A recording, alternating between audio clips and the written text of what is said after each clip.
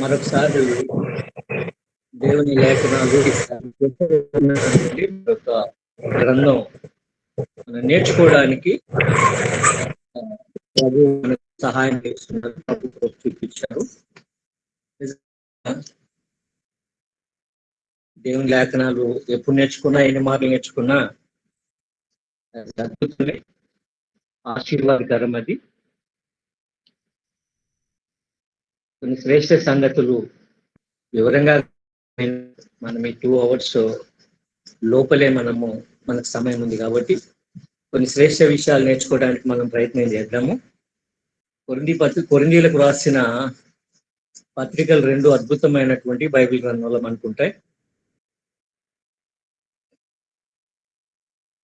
Introduction లో కొన్ని పరిచయ వాక్కుల్లో కొన్ని విషయాలు మనం తెలుసుకోవాలి. ఈ కొరింథీ పత్రికల గురించి మనం కొంచెం తెలుసుకోవడానికి పౌలు పత్రిక లక్షణాలు ఏంటంటే, మొదటిగా ఈ పురాతనమైన ఉత్తరాల ప్యాటర్న్ లోనే ఉంటాయి. ఆ యొక్క నమూనాలోనే శుభములు ఉంటాయి, ప్రార్థన ఉంటుంది, వందనాలు, ముఖ్య విషయాలు ఉంటాయి. ఆ తర్వాత ముగింపు వందనాలు కానీ లేదంటే వ్యక్తిగత శుభవచనాలు కానీ పోలుగా తెలియజేస్తారు. రెండోది, అక్కడున్న సంఘ పరిస్థితిని బట్టి ఇమిడియట్ కాంటెక్స్ట్ బట్టి ఆ యొక్క ఉత్తరం ఉంటుంది. ఉదాహరణకి కొరింథీ పత్రిక ఆ సంఘంలో ఏర్పడ్డ విభేదాలు బట్టి,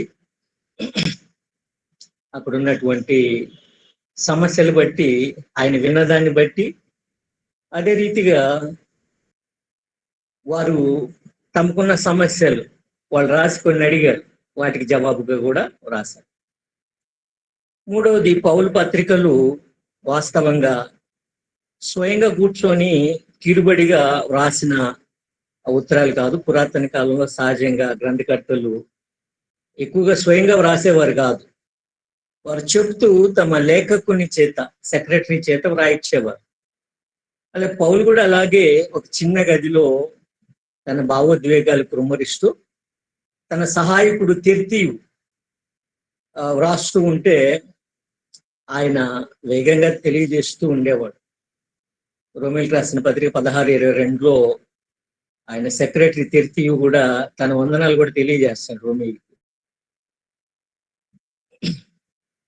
తర్వాత పౌలు గారు అయితే, అందుకే ఆయన పౌలను నేను నా చేతితో వందన వచ్చినము రాస్తున్నాను అని అంటాడు.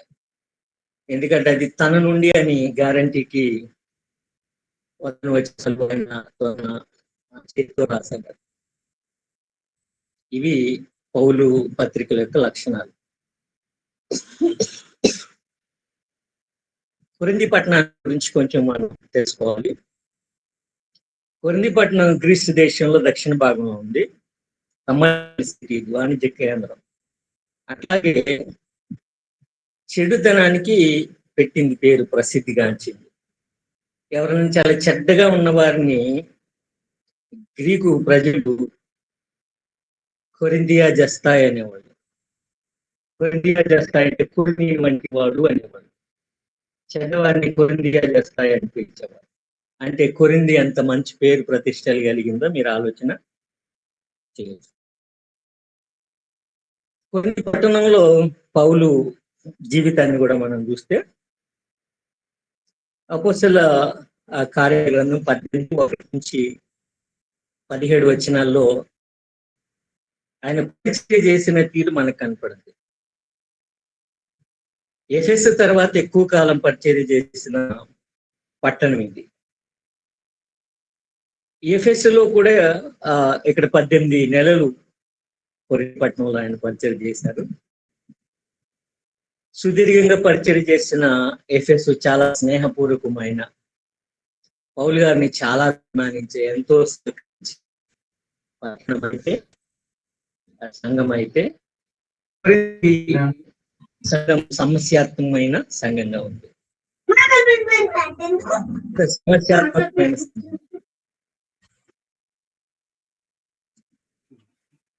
మాసిదోనియా తర్వాత ఆయన ఏథెన్స్కి వచ్చారు. ఏథెన్స్ లో అద్భుతమైన సందేశాలు తెలియజేసినా కూడా ఫలపడిపోయినా లేదు. అంటే కొరింథీయులైన భయంతో వచ్చి సేవ చేశామని అంటాడు ఆయన. కొరిగి పట్టణంలో తన వలె డేరా కుట్టే పని చేసి పిల్లలతో కలిసి పనిచేశాడు. కొద్ది కాలం తర్వాత తిమోతి శీల వచ్చి పౌలు గారిని కలిశాక అపోస్తలుడు బలమైన పరిచర్య చేశారు అక్కడ. చాలా మంది యూదులు ఎదురాడినా కూడా అక్కడ జస్టిస్ అంటారు, అతని ఇల్లు సమాజ మందిరాన్ని ఆనుకొని ఉంది. ఆయనతో కూడా నివసిస్తూ సమాజ మందిరాలలో పరిచర్య చేశాడు. అలాగే బయట పరిచర్య చదువుకు చాలా శ్రేష్టమైనటువంటి ఫలితంగా క్రీస్తు సమాజ మందిర అధికారి తన కుటుంబంలో కూడా మారాడు. ఇది అద్భుతమైనటువంటి విషయం. యూదులు కఠినంగా ఎదురాడుతున్నప్పటికీ ప్రభు కూడా రాత్రి వేళ భక్తుని దర్శించి ఆయన అంటారు, ఈ పట్టణంలో నాకు బహుజనం ఉంది, భయపడక మాట్లాడంట. అందుబట్టి చాలా చక్కని పరిచర్య పౌలు భక్తుడు అక్కడ కొరింథీ సంఘంలో చేయటం జరిగింది.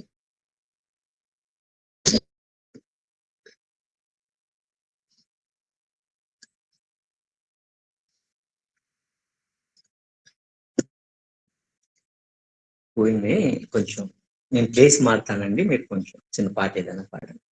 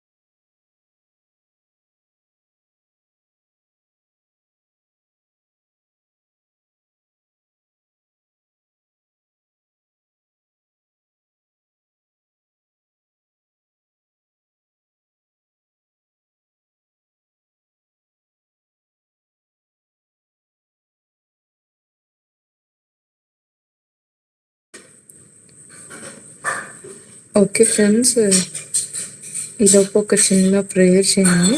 సార్ వస్తారు.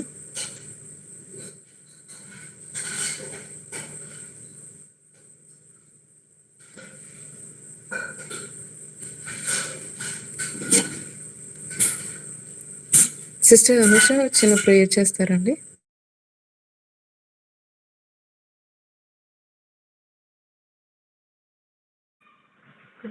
స్వరూపుడు ఏంటండి, మీకు మతుడైనా మహోన్నతుడు ఏంటండి, స్తోత్రాలైనా ఘనమైన తండ్రి, పరిశుద్ధుడా మీకే వందనాలు చెల్లించుకుంటున్నాం నాయనా. నీ యొక్క ప్రేమ ఉదయకాలం నుంచి ఇప్పుడు దాకా కూడా మా ఎడలు నిలిచి ఉందన్నందుకు నీకు కృతజ్ఞత స్తుతులు చెల్లించుకుంటున్నాం.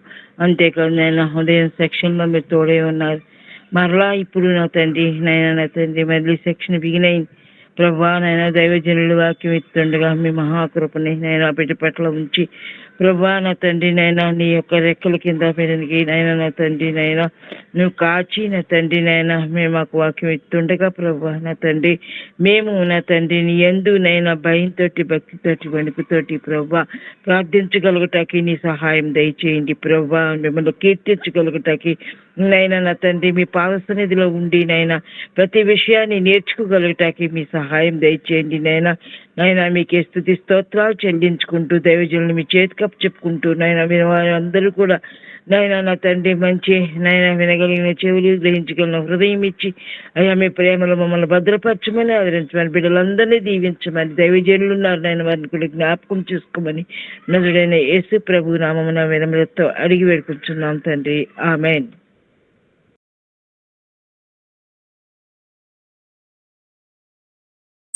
Amen. Thank you so much sister. Sir ఓకేనా సార్ నా?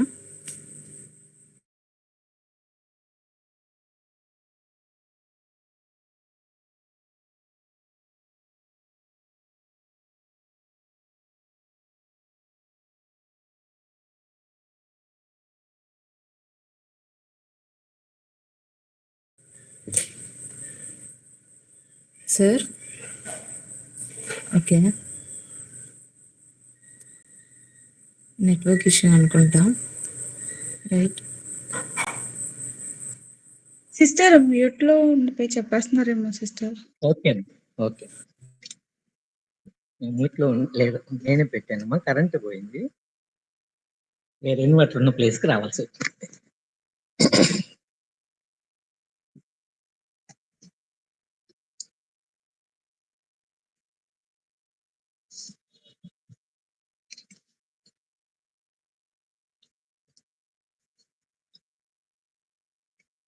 ఓకే, సారీ అండి.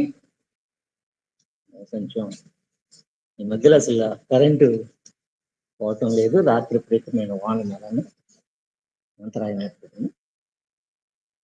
కాబట్టి ఆ రీతిగా పౌలు భక్తుడు కొరింథీలో పరిచయం చేస్తున్నాడు. యూదులు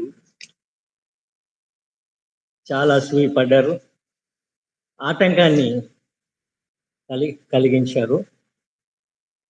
కొరింథీకు కొత్తగా గవర్నర్గా గల్లియో నియమితుడైతే అతడు చాలా జ్ఞానము, బహుదయ కలిగిన మనుషుడు. కొత్తవాడు కాబట్టి తమ మాట వింటాడు, అతనిని బలవంత పెట్టవచ్చు అని తెలిసి వాళ్ళు పౌలు భక్తుని మీద ఒక వ్యాజ్యం వేశారు, ధర్మశాస్త్రానికి విరోధంగా. ఇతడు ప్రజలను లేపుతున్నాడు అని చెప్పేసి వారు వ్యాజ్యం వేసినప్పుడు అతడు ఇరు పక్షాలు విని శిక్షార్హమైనదేది కూడా తప్పిదం లేదని పౌలు భక్తునికి అనుకూలంగా తీర్పిచ్చాడు. ధైర్యంగా యూదులను వారి యొక్క మాటలను పట్టించుకోకుండా. అందుబట్టి కొరింథీలో పరిచర్యను ముగించి పౌలు భక్తుడు సిరియా వైపు సాగిపోయాడు. అది పరిచర్య చేసిన విధానం అన్నమాట. కొరింథీ పత్రిక క్రీస్తు 55లో పౌలు చిన్న ఆసియా ఎఫెసులో నుండిగా కొరింథీ సంఘంలో సమస్యల గురించి విని ఆయన రాశాడు. అయితే ఇక్కడ ఒక సమస్య ఉంది. ఎన్ని పత్రికలు రాశాడు, ఎన్నిసార్లు కొరింథీ సంఘాన్ని దర్శించాడు అన్నది మనం గమనిస్తే బైబిల్ పండితులు ఆయన 4 పత్రికలు రాశాడని, 2 మార్లు దర్శించాడని, ఇంటర్నల్ ఎవిడెన్సెస్ ఆయన రాసిన రాతలు బట్టి అంటూ ఉంటారు. మొట్టమొదటిగా జారులతో సాంగత్యం చేయవద్దని మీకు రాశానంటాడు. 1 కొరింథీ పత్రిక 5, 9, 10 వచనాల్లో. అంటే ఇది మనకి దొరకలా, పోయింది. కానీ కొంతమంది పండితులు ఏమంటారంటే 2 కొరింథీ పత్రిక 6:14 వచ్చిన నుంచి 7వ అధ్యాయం మొదటి వరకు వచ్చిన భాగం అదే అంటారు, అక్కడ కలిసింది అంటారు. పోతే రెండో పత్రిక అంటే ఇప్పుడు మనకున్న 1 కొరింథీ పత్రిక అన్నమాట. ఆ పత్రిక ఎందుకు రాశాడంటే సంఘంలో సమస్యల గురించి అతడు విన్నప్పుడు పరిష్కారం పేర్కొంటూ రాశాడు. ఎలా విన్నాడు ఆయన అంటే 1 కొరింథీ పత్రిక 1:11 మనం చూస్తాం. క్లోయే ఇంటి వారి వలన విన్నాను అని అంటాడు ఆయన. 1 కొరింథీ 16-17లో చూస్తే కొందరు ఎఫెస్సుకు వెళ్ళి చెప్పారు ఆయనకి పరిస్థితులు. అంతేకాకుండా కొరింథీయులు కొందరు ప్రశ్నలు అడిగారు, దానికి కూడా ఆయన జవాబు మీరు రాసిన విషయమై అంటాడు ఆయన. 1 కొరింథీ 7:1 కూడా 1లో. కాబట్టి ఆ రీతిగా అక్కడ సమస్యలు బట్టి, తాను విన్న వాటిని బట్టి, వారు అడిగిన దాన్ని బట్టి రాసిన ఈ మనకు బైబిల్లో 1 కొరింథీ పత్రిక ఆయన 2వ పత్రికగా భావించబడతాం. తిమోతి దీన్ని తీసుకెళ్ళాడు. 3వది వచ్చేసేసి అయితే 3వ పత్రికకు ముందు ఆయన పత్రిక వలన 1 కొరింథీ పత్రిక వలన సమస్య పెరిగిందే కానీ తగ్గల. ఆయన చూపిన పరిష్కారాలు కానీ, ఆయన హెచ్చరికలు కానీ వాళ్ళు ఎవరు లోబడల. కొంతమంది లోబడలా. పట్టించుకోవాలి అపోస్తలుని యొక్క ఆయన అధికారానికి లెక్క చేయలే. కాబట్టి పౌలు వారిని దర్శించాడు. 2 కొరింథీ పత్రిక 12:14 ఆయన అంటాడు, 3వ మారు మీ యొద్దకు రావడానికి సిద్ధంగా ఉన్నాను అని అంటాడు. మొదటి మారు మనము అపోస్తల కార్యాల గ్రంథాల్లో చదివాం కదా ఆయన దర్శించడం. ఇక్కడ 3వ మారు అన్నాడంటే 2వ మారు ఆయన దర్శించాడు. అంటే ఆయన ఎఫెసు నుండి కొరింథీకి వెళ్ళొచ్చాడు. సమస్యలు పరిష్కారం చేయటానికి ఆయన పత్రిక రాసిందే కాకుండా వెళ్ళి వచ్చాడు అని మనము గ్రహిస్తామన్నమాట. ఎఫెసు నుండి కొరింథీకి కూడా ఓడ ప్రయాణం 2-3 రోజుల ప్రయాణం సరిపోతుంది కాబట్టి వెళ్ళి వచ్చాడు. తర్వాత 3వ పత్రిక ఇంకా ఈ వెళ్ళి వచ్చినా కూడా సమస్య జటిలమైనప్పుడు ఒక తీవ్రమైన పత్రిక రాశాడు. దుఃఖంతో, వేదనతో, ఆత్మల భారంతో. మీకు దుఃఖం కలగవలనని కాదు, మీ ఎడల నా ప్రేమ తెలుసుకొనవలనని నిండు శ్రమ, మనోవేదన, కన్నీరు విడుచుతూ రాసి తిని అని అంటాడు. దైవజనునికి ఆయన భారాన్ని మీరు గమనించవచ్చు. నిండు శ్రమ, మనోవేదన, కన్నీటితో రాసి తిని అని అంటాడు. ఇది తీవ్రమైన పత్రిక అన్నమాట. నేను రాసిన పత్రిక వలన మిమ్మల్ని దుఃఖపెట్టి ఉండొచ్చు, అయినా విచారపడను, అది మంచిది మీరు కాస్త దుఃఖపడితే అని కూడా అంటాడు 2 కొరింథీ పత్రిక 7:8. అంటే పౌలు భక్తుడు గుండెలు పగిలిన అట్లుగా తన వేదనను వ్యక్తం చేస్తూ ఆయన తనకు కలిగిన గాయము, శ్రమ, వేదన, అవమానము, వారి ప్రవర్తనను బట్టి తెలియజేస్తూ ఆయన రాశాడనమాట. ఇది తీతు చేత ఆయన పంపించాడు. తీతు బయలుదేరి వెళ్ళాడు. ఈ తీవ్రమైన పత్రిక కూడా కొన్ని లభించలేదు. లేదంటే కొంతమంది అభిప్రాయంలో 2 కొరింథీ పత్రిక 10-13 అధ్యాయాలు ఈ తీవ్ర పత్రికగా భావించబడతాం. పోతే చివరి పత్రిక 4వ పత్రిక తీతును పంపించిన తర్వాత కూడా ఆయన వచ్చే వరకు వేచి ఉండలేకపోయాడు. ఆయన యొక్క భారము, సేవా భారం బట్టి, సంఘం పట్ల ఆయనకున్నటువంటి ప్రేమను బట్టి ఆయన ఆగలేక ఎదురు వెళ్ళి ఆయన మాసిదోనియాలో, బహుశా ఫిలిప్పీలో పట్టణంలో తీతును కలుసుకొని, అంటే ఎదురు వెళ్ళాడు.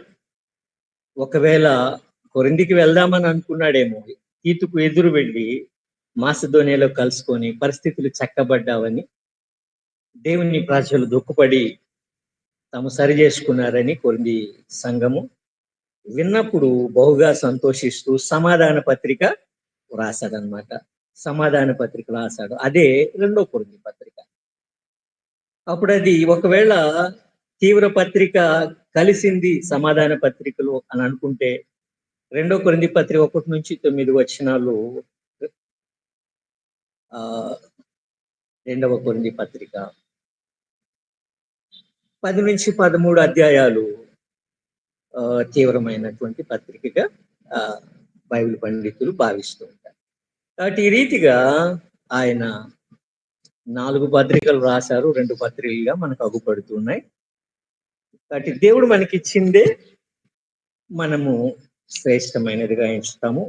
మిస్ అయినా లేదంటే కలిసినా మనకి ఎలాగా అంతిమంగా సందేశం ఎలాగ అందాలో ఆయన చిత్తం ఏమైందో అట్లాగే మనకు అందింది అనడంలో సందేహం లేదు. ఇప్పుడు వేగంగా మనం కొన్ని సమస్యలను, మనము కొన్ని అంశాలను మనం ధ్యానం చేస్తూ వెళదాము. ఎందుకనంటే చాలా శ్రేష్టమైనటువంటి అంశాలు, శ్రేష్టమైనటువంటి సంఘానికి అవసరమైన, ఆత్మీయ జీవితానికి అవసరమైన శ్రేష్టమైన సంగతులే ఉన్నాయి. కొరింథీ పత్రిక చాలా అద్భుతంగా ఉంటుంది. కాబట్టి మనం నేర్చుకోవాల్సిన విషయాలను దేవుడు మనకు హెచ్చరిక చేస్తూ వస్తున్నాడు. కాబట్టి మనం నేర్చుకుంటూ దేవుని సన్నిధిలో మనం గడుపుతూ ఈ మాటలు దేవుడు మనల్ని హెచ్చరిస్తున్నాడు అన్నట్టుగా మనం తీసుకున్నట్లయితే అద్భుతంగా ఉంటుంది. మొదటి అధ్యాయంలో ఒక సమస్యను మనం చూస్తాం ఆరంభం అంటే. అదేమనంటే సంఘమందున్న భేదభావాలు, విభేదాలు. సంఘంలో భేదభావాలు ఉన్నాయి. సహోదరులారా, మీరందరూ ఏకభావంతో మాట్లాడవలనని, మీలో కక్షలు లేక ఏక మనస్సుతోనూ ఏక తాత్పర్యంతోనూ మీరు సన్నద్ధులై ఉండవాలని మన ప్రభు అయిన యేసుక్రీస్తు పేరిట మేము వేడుకుంటున్నాను అంటాడు 10వ వచనంలో. మొదటి అధ్యాయము 10వ వచనంలో. అయితే సంఘంలో ఉన్న విభేదాలు బట్టి ఆయన రాస్తున్నాడు. సంఘంలో భేదభావాలు ఉన్నాయంటే దాని అర్థం ఏమనంటే దేవుని బిడ్డలలో ఐక్యత లేదనంటే అది ఎంత విచారకరమైన విషయం. దేవుని బిడ్డలు కూడి వచ్చి ఆయనను ఆరాధించి ఆయన గణపరచడానికి, ఆయన చిత్తాన్ని జరిగించడానికి వారు ఐక్యత చాలా ప్రాముఖ్యం. ఆ భేదభావాలు గమనించినట్లయితే వారు అంటున్నారు, కొందరు పౌలు వారం అంటున్నారంట, కొందరు పౌలు వారం, కొందరు అపోల్లో వారం, కొందరు కేఫవాడను, మరికొందరు క్రీస్తు ప్రభు కూడా ఒక పార్టీ పెట్టి మేము క్రీస్తు వాడని అంటున్నారు. పౌలు వారం అంటున్నారు కొందరు. బహుశా అన్యజనులు ఆయన పక్షాన్ని వహిస్తూ ఉన్నారు, ఎక్కువ కృపను ఆయన బోధిస్తూ ఉన్నాడు కాబట్టి, కృపను బోధిస్తున్నాడు కాబట్టి. అయితే వీరు మితిమీరి కృపను తీసుకొని పాపం నుండి స్వాతంత్రం పొందాము అన్న భావనతో కూడా వారు ఉండొచ్చు. ఏం పర్వాలేదు, పాపముతో రాజీ పడిపోతూ, లోకంతో రాజీ పడిపోతున్న భావన వీరిలో వచ్చి ఉండొచ్చు. అయితే పాపం చేయకుండటానికి మనం స్వాతంత్ర్యం పొందామనేది పౌలు భక్తుని యొక్క ఉద్దేశము, తలం. కొందరు అపోల్లో వాళ్ళమంటున్నారంట. అపోల్లో జ్ఞానం కలిగిన వాడైన యూదుడు.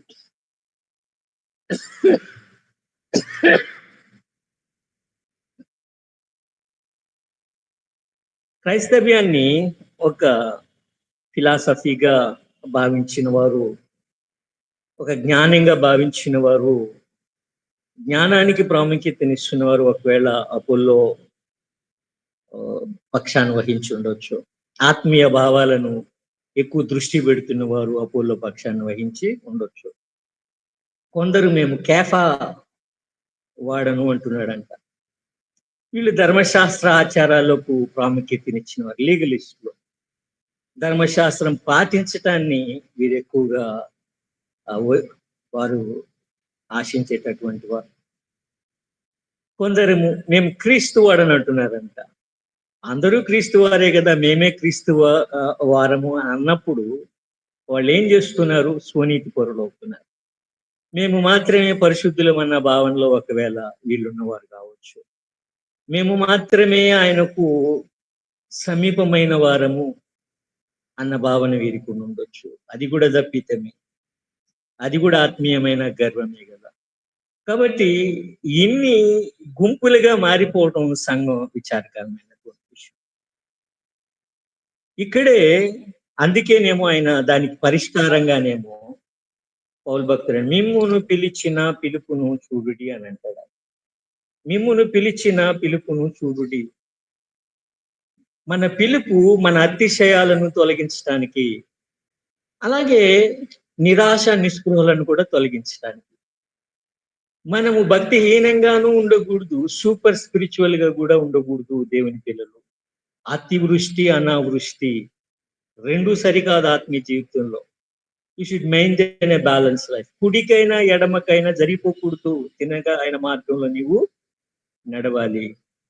మీ పిలుపు చూడండి, ఆయన జ్ఞానులను సిగ్గుపరచుటకు వెర్రివారు, బలవంతులను సిగ్గుపరచుటకు బలహీనులు, ఎన్నికైన వారిని సిగ్గుపరచుటకు నీచులను, తృణీకరింపబడిన వారిని ఆయన ఎన్నుకున్నాడు. ఆయన పిలుపు ప్రత్యేకమైంది. ఆయన కావాలని సంపన్నులనైనా, కావాలని నిరుపేదలనైనా ఆయన కోరుకోవట్లేదు. ఆయన తన కృపను బట్టి పిలుచుకుంటున్నాడు. లోబడిన వాడు కూడా ఆయనకు అందుబాటులో నుండి ఆయన సేవించేవాడిగా ఉండాలి, కానీ అతిశయించకూడదు. ఆయన పిలుస్తుంటే అమ్మో నేను తగను, నేను రానని కూడా అనడానికి వీలు లేదు. అందుకే ప్రభునందు అతిశయించాలి అని పౌలు భక్తుడు సూచిస్తున్నారు. అతిశయించువాడు ప్రభునందు అతిశయించాలి. Don't boast and leader, don't boast and your spirituality. ప్రభునందు అతిశయించు. మనం ప్రభునందు అతిశయించడానికి ఆయనే మన సర్వమయ్యారు. ఆయన దేవుని మూలగా మనకు జ్ఞానము, నీతి, పరిశుద్ధత, విమోచన ఆయను. ఇది దేవుడు లేని జ్ఞానం వ్యర్థం. ఆయన మన జ్ఞానం ఆయన అనుకోవాలి. ఆయన మన నీతి, ఆయన మన నీతి మంతులుగా తీర్చారు. ఆయన మనల్ని కడిగారు, పరిశుద్ధపరిచారు, ఈ లోకం నుండి విమోచించారు, ప్రత్యేకపరుచుకున్నారు. కాబట్టి ఇది మన ప్రత్యేకత. మన అతిశయం ప్రభువుని బట్టి కానీ మరి దేని బట్టి ఉండకూడదు. 2వ అధ్యాయములో ఆయన ఆత్మ సంబంధమైన, శరీర సంబంధమైన, స్పిరిచువల్ అండ్ స్పిరిచువల్ మ్యాన్, న్యూమాటికోస్, సుకికోస్, spiritual man and unspiritual man, ఇద్దరు మనుషుల గురించి ఆయన చూస్తున్నాడు. 2 kind of బిలీవర్స్. విశ్వాసులు 2 రకాలుగా ఉంటున్నారు. ఆత్మీయమైన వారిగా, శరీర సంబంధమైన వారు. కొన్ని మార్లు ఒక్క మనుషుడే 2 రకాలుగా కూడా కనపడుతుంటాడు, మారిపోతూ ఉంటాడు. ఆత్మీయమైన వాడిగా ఉంటాడు, అప్పుడే ఒకవేళ శరీర సంబంధమైన వాడిగా కూడా మారిపోవచ్చు. జాగ్రత్త అని ఆయన రాస్తున్నాడు. ఇద్దరి మధ్య భేదం ఏమనంటే, న్యూమాటికోస్, ఆత్మ సంబంధమైనటువంటి మనుషుడు ఆత్మ సంబంధమైన సంగతులు ఆలోచిస్తాడు. దేవుని మర్మములు ఎరుగుతాడు, దేవుని ప్రేమను ఎరుగుతాడు, దేవుడు ఏమి దాచిపెట్టాడో తను ప్రేమించు వారికి ఎరుగుతాడు. నాకేం చేస్తాడు దేవుడు అనడు, దేవుడు నాకు అన్యాయం చేశాడు అనడు. ఆత్మీయమైన విషయాలకు, దైవిక విషయాలకు ప్రాముఖ్యతనిస్తాడు. ఆత్మానుభవంతో మంచి చెడులు ఎరుగగలుగుతాడు, పరిగణించగలుగుతాడు. దేవుని మనస్సును ఎరుగుతాడు, చిత్తం ఎరుగుతాడు, ఆయన వాక్యం ఎరుగుతాడు. ఆత్మీయమైన మనుషుడు.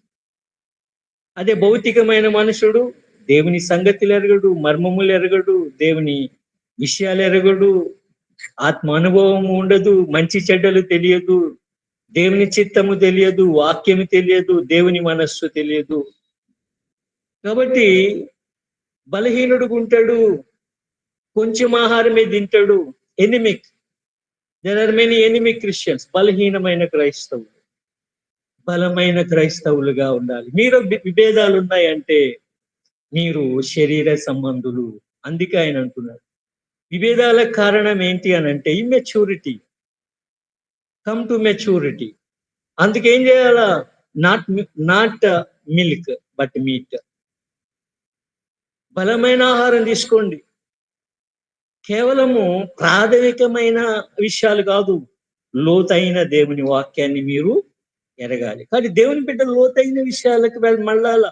ఎంతకాలం వినదే వినుకుంటూ, ఒకవేళ ఏదన్నా ఒక చిన్న తన సిద్ధాంతపరమైన బోధన మాత్రమే తీసుకొని ఇది చాలు అనుకుంటూ అలా ఉండిపోవటం సరి కాదు. 3వ అధ్యాయము ప్రాథమికమైన విషయము.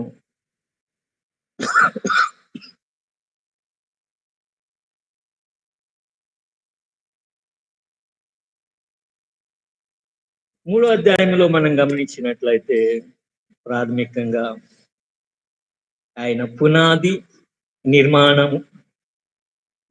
నిర్మాణము మరియు నిర్మాణకులు, దేవుని ఆలయము, foundation, builders and the temple of God.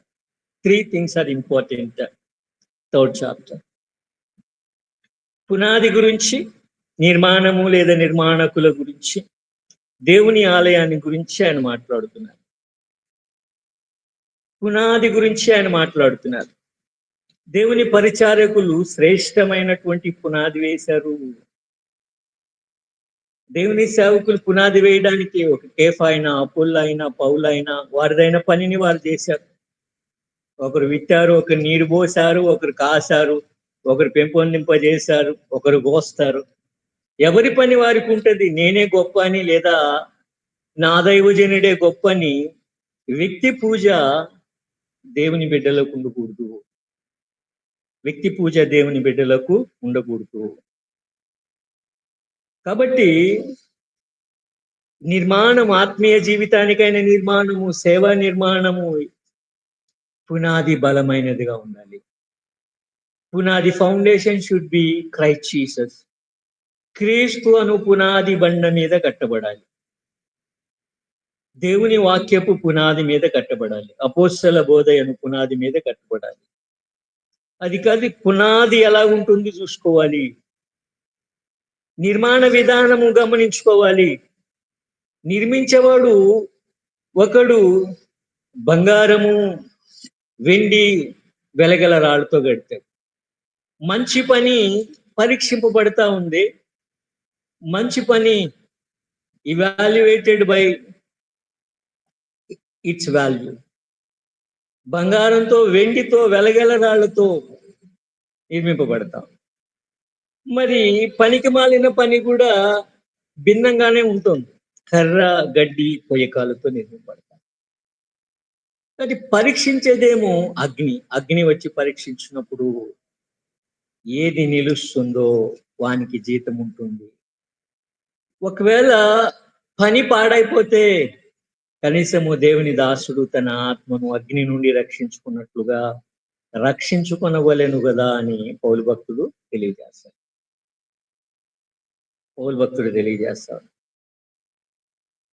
దేవుని ఆలయం, మీరు దేవుని ఆలయము, మీరు దేవుని ఆలయమై ఉన్నారు అని పౌలు భక్తుడు తెలియజేస్తాడు. మీరు దేవుని పని, మీరు దేవుని వ్యవసాయము.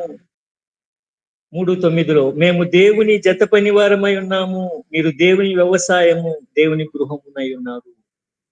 ఇది దేవుని పని, ఇది దేవుని వ్యవసాయము, ఇది దేవుని గృహము. మనమేమో మన ఆధిక్యత ఏమో తెలుసు కదా, అది మన యొక్క ప్రత్యేకత అని చెప్పబడతాం. కాబట్టి దేవుని ఆలయం కాబట్టి మీరు దేవుని ఆలయము. 3:16 మీరు దేవుని ఆలయం అంటే, మీరు అని అంటే బహువచనం. మీరు కూడి వచ్చినప్పుడు, when you come together you become a temple of God. మీలో ఎవరు ఒక్కరు మందిరం కాదు, మీరు సజీవమైన రాళ్ళు కూడి వస్తే it's a temple of God. కాబట్టి సహవాసం ఎంత ప్రాముఖ్యమైందో దేవుని బిడ్డలారుగా. కొందరు కూడుకోవటాన్ని చాలా తక్కువగా ఎంచుకుంటూ ఉంటారు. నేను రాకపోతే ఏమైంది, నేను లేకపోతే ఏమైంది. కరెక్ట్ కాదు. ఎందుకనంటే మీరు దేవుని ఆలయం. దేవుని ఆలయంలో సగమే ఉంటే, సంఘంలో ఈ రోజుల్లో చాలా మంది సగం మంది చేరుతూ ఉంటారు, సగం మంది ఆబ్సెంట్ అవుతూ ఉంటారు. అంటే మందిరం సగం ఉంటే ఎట్లా ఉంటుంది చెప్పండి? నిర్మాణం సగం అయ్యి మొండి గోడల్లాగా అనిపిస్తుంది. మీరు దేవుని ఆలయము అని భక్తుడు మాట్లాడుతున్నారు. అదని 3వ అధ్యాయము పునాది గురించి, నిర్మాణకుల గురించి, దేవుని యొక్క దేవుని పిల్లల సహవాసమే దేవుని సంఘమని, ఆ సహవాసాన్ని ఎవరో కొందరు పాడు చేయకూడదని,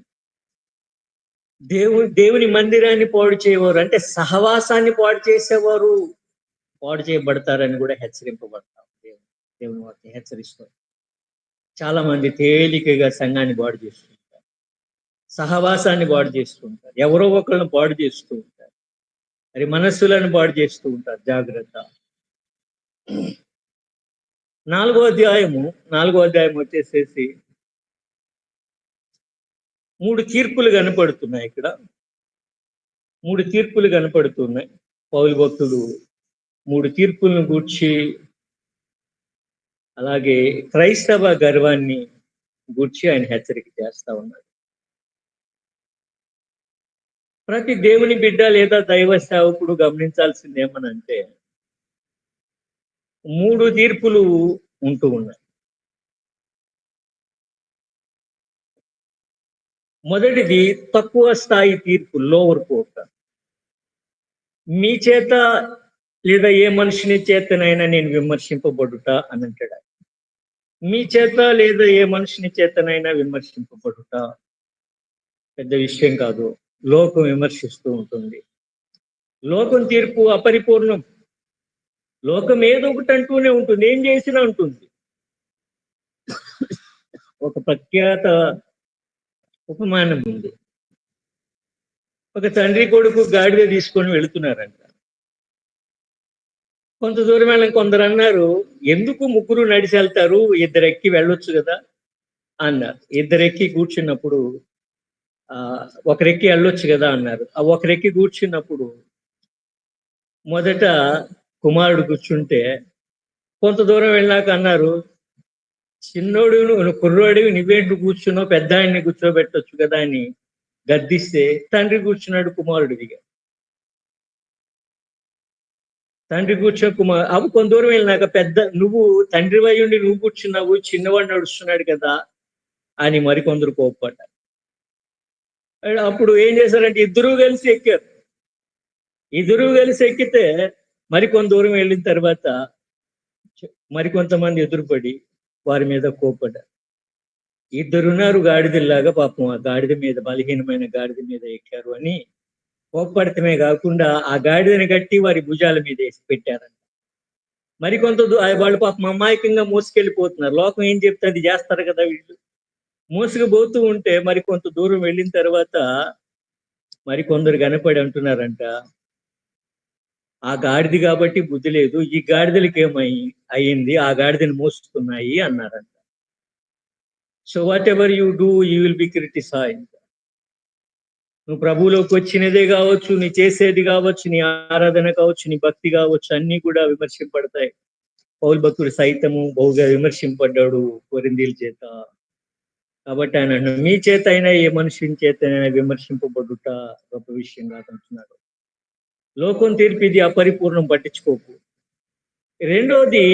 రెండోది హయ్యర్ కోర్ట్, నన్ను నేనే విమర్శించు కొనుట అంటున్నాడు ఆయన. నన్ను నేను విమర్శించుకోవటం హయ్యర్ కోర్ట్, అంతరాత్మ తీర్పు. గొప్పదే ఇది అంతరాత్మ తీర్పు. మన అంతరాత్మ మనస్సాక్షి ముఖ్యంగా దేవుని బిడ్డలకు చలనభరితంగా ఉంటుంది. తప్పు ఆరోపిస్తున్నప్పుడు మనము సరి చేసుకోవాలి, హెచ్చరిస్తున్నప్పుడు అటు పోకూడదు, శోధనను జయించాలి. కాబట్టి అంతరాత్మ స్వరం వినాలి. అయితే కూడా ఇది హయ్యర్ కోర్టు మాత్రమే. We have supreme court. ప్రభువు నన్ను విమర్శించుట. నాకేది ప్రాముఖ్యం అంటే ఒక దినమున ప్రభువు నన్ను విమర్శిస్తాడు, దాని కొరకు నేను ఎప్పుడు కాచుకోనాలి అనేది. కాబట్టి అది సుప్రీం కోర్టు. దేవుడు విమర్శించుట ప్రాముఖ్యమైంది. ఆయన వచ్చినప్పుడు విమర్శిస్తాడని గుర్తుపెట్టుకుందాము. ఆయన తీర్పు దాకా మనం ఆగాలి. అప్పుడు అంధకారం అందలి రహస్యాలు ఆయన వెలుగులోనికి తెస్తాడు అంటున్నాడు. ఆయన హృదయ ఆలోచనలు ఆయన బయలుపరుస్తాడు అంటున్నాడు. మనం దాచుకోలేము అంటున్నాడు. ప్రతివానికి అప్పుడు మెప్పు లేదా గద్దింపు దేవుని వలన కలుగుతుంది అని హెచ్చరిస్తుంది. కాబట్టి there is a supreme court. ఈలోగా మనం ఎందుకు విమర్శింపాలి ప్రతి వారిని? అందుకే తీర్పు తీర్చవద్దు అని పౌలు గారు పదే పదే ప్రతి సంఘానికి కూడా ఆయన తెలియజేస్తున్నారు. అలాగే హృదయ గర్వం కూడా కూడదంటున్నాడు ఆయన. హృదయ గర్వము కూడదు, లేఖన సంగతులు అతిక్రమించొద్దు, మరి ఒకని మీద ఉప్పొంగొద్దు. నీ ఆధిక్యత, నీ రక్షణ దేవుని కృప ఉచితంగా పొందావు. నీకున్న దానిలో ఇతరుల నుండి పొందనిది ఏది? భౌతికంగా కావచ్చు, ఆత్మీయ రక్షణ కావచ్చు. ఎందరో ప్రార్థిస్తే నీకు కలిగినది నీదయింది కానీ నీ ఒక్కరి ఘనత కాదు. మీరు కొదవలేని వారు, మీరు రాజులగుట సంతోషమే, అయితే గర్వం వద్దు అని అంటున్నాడు ఆయన. గర్వం వద్దు. ఎంతమంది దేవుని సేవకులు, సువార్థికులు, మిషనరీలు, అపోస్తలులు ఆకలి దప్పులు గలవారుగా, దిగంబరులుగా, పిడిగుద్దులు తిన్నవారుగా పౌలు భక్తుడు తన అనుభవాన్ని తెలియజేస్తాడు. నిలువరమైన నివాసం లేని వారిగా అపోస్తలు ఎలాగుంటున్నారు, ఎలా పరిచర్య చేస్తున్నారు మనం గుర్తు చేసుకున్నాలా.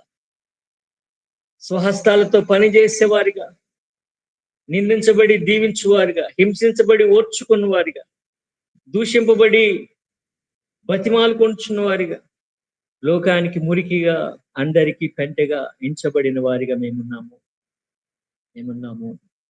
కొన్ని మార్లు మీరు కూడా మమ్మల్ని అలాగే చూడొచ్చు. కానీ గర్వమొద్దు, గర్వపడొద్దు. దేవుడు మీకిచ్చిన ఆధిక్యతలు, మీకిచ్చినటువంటి ఆత్మీయమైన ఆధిక్యతలు, ఆత్మీయమైన జ్ఞానము, ఆత్మీయమైన వరములు, ఆత్మరక్షణ, ఇవన్నీ అద్భుత బహుమానాలు. కానీ వాటిని బట్టి మీరు గర్వపడొద్దు. అవన్నీ ఎందరో ప్రార్థనను బట్టి, ఎందరో ప్రయాసను బట్టి, అపోస్తలుల ఎందరో ప్రయాసను బట్టి, దైవ సేవకులు ఎందరో ప్రయాసను బట్టి మీకు కలిగాయి. మీ ఒక్కరి వలన కాదు. నీ బల జ్ఞాన ఆధిక్యతలు నీ ఒక్కరి వల్ల కాదు. ఈ సేవ నీ ఒక్కరి వలన సామర్థ్యం వలన కాదు. అది ఆయన చేస్తున్న హెచ్చరిక. ఈ rebukes అన్క్రిస్టియన్ ప్రైడ్. గర్వం అనేది క్రిస్టియన్ క్యారెక్టర్ కాదనేది ఆయన హెచ్చరిక. అదండి 4వ అధ్యాయంలో ప్రాముఖ్యమైనటువంటి విషయాలు. 3 తీర్పులు ఎందుకు చెప్తున్నాడంటే, ఆనాటి కొరింథీ సంఘము యొక్క ప్రవర్తన దృక్పథంలో సేవకులు ఎంత ప్రయాసపడ్డారో మీరు గుర్తుపెట్టుకోవాలి. అపోస్తలులని తెలియజేస్తారు. 5వ అధ్యాయంలో మనం మీలో జారత్వం ఉన్నదని వదంతి గలదు, మీలో జారత్వం ఉన్నదని వదంతి గలదు. ఒకవేళ ఇది పుకారైతే పర్వాలేదు, కానీ క్రీస్తు రక్తములో కడగబడి మీరు వెనకకు పడిపోవటము అది చాలా చెడ్డదవుతుంది. కొరింథీ సంస్కృతి మికిలి చెడ్డది, కొరింథీ చేస్తాయి, కొరింథీల వంటి వారు అన్న పేరు పోవాలా. కొరింథీయులు పరిశుద్ధులు అన్నది దేవుని సంఘం తీసుకొని రావాలనేది పౌలు భక్తుని యొక్క ఆశ. దేవుని బిడ్డ ఒకవేళ జారితే వెంటనే లేవాలని, లేదంటే గతమును మించి పాపములోనికి ఏడవబడతాడని హెచ్చరిస్తా ఉన్నాడు. అయితే మీరు ఉప్పొంగుచున్నారు. తప్పిదం ఉన్నప్పుడు, సంఘం ఎరిగినప్పుడు వారు లెక్కలేనితనంగా పట్టించుకున్నట్లుగా ఉండుట ఒక తప్పిదం అయితే, కొంతమంది ఇంకా మా సంఘము ఘనత గొప్ప, వారికి ఉన్న ఆధిక్యతల బట్టి, వరముల బట్టి, వారికి ఉన్న ఆత్మీయ జ్ఞానం బట్టి అతిశయపడుతూ మరి మరొక పక్కనున్న భయంకరమైన పాపమును బట్టి అయిన వేదన మరేది, అది పౌలు భక్తుడు వారిని హెచ్చరిస్తున్నది. ఆయన పరిష్కార మార్గం ఏమంటే, అట్టి వాణిని సాతానుకు అప్పగించండి అని అంటాడు ఆయన. అట్టి వాణిని సాతానుకు అప్పగించండి అని అంటాడు. ఎందుకనంటే శరీరమందు అతడు శ్రమపడి, దేవునికి దూరమై, వేదన పడి, శరీరమందు కష్టపడి అతడు సాతానును బట్టి దుఃఖపడి, కష్టపడి, మరలా పశ్చాత్తాపడి దేవుని వద్దకు తిరిగి వచ్చి తన ఆత్మను కాపాడుకోవాలనేది ఆయన యొక్క ఉద్దేశము. కాబట్టి సాతానుకు అప్పగింపుడి అన్న మాట యొక్క భావము అది. అతిశయం మంచిది కాదు. పులిపిండి కొంచెమైన ముద్దంతా పులియును, పులిపిండి కొంచెమైన ముద్దంతా పులియును. సత్యమును పులియని రొట్టెలతో పండుగ ఆచరింతుము. మన పస్కా బలి పశువు వధింపబడెను కాబట్టి సత్యమును పులియని రొట్టెలతో పండుగ ఆచరిద్దాము. నాడు యూదులు పులియని రొట్టెల పండుగ ఎలాగో ఆచరించేవారంటే, వారు పస్కా బలి పశువు అర్పింపడానికి ముందుగా ఇల్లంతా దీపం వెలిగించి, అంటే జాగ్రత్త, దీపం వెలిగించాల్సిందే, పగలైనా సరే ఇల్లంతా వెతికి పులిసినది ఏదైనా ఉంటే తీసివేయాలి, తొలగించి వేయాలి, పులిసిన దానిని తొలగించుకోవాలి. ఆ రీతిగా పులియని రొట్టెల పండుగ ఆచరించాలి. మన పస్కా బలి పశువు వధింపబడింది ఆల్రెడీ. కాబట్టి పులిసింది ఇంకా ఎందుకుంది? మనము జీవిస్తున్న క్రైస్తవ జీవితము పులియని రొట్టెల పండుగ, పులిసినది లేనటువంటిది, లేనిది లేకుండా చూసుకునేటటువంటిది అని పౌలు భక్తులు మనకు తెలియజేస్తా ఉన్నారు. దట్స్ వాట్ 5th చాప్టర్ 6వ అధ్యాయంలోనికి మనం వస్తే అక్కడ సంఘ బిడ్డలు విశ్వాసులైన వారు వ్యాజ్యమాడుట, ఒకరి మీద ఒకరు వ్యాజ్యమాడుతున్నారు. సహజంగా వ్యాజ్యం అంటే ఎక్కడ వేస్తారు? కోర్టులో వేస్తారు. అంటే అవిశ్వాసుల ఎదుట వీరు వాదులాడుకుంటూ, వీరు పోట్లాడుకుంటూ, వ్యాజ్యమాడుకుంటూ ఉన్నారు, కేసులు పెట్టుకుంటూ ఉన్నారు.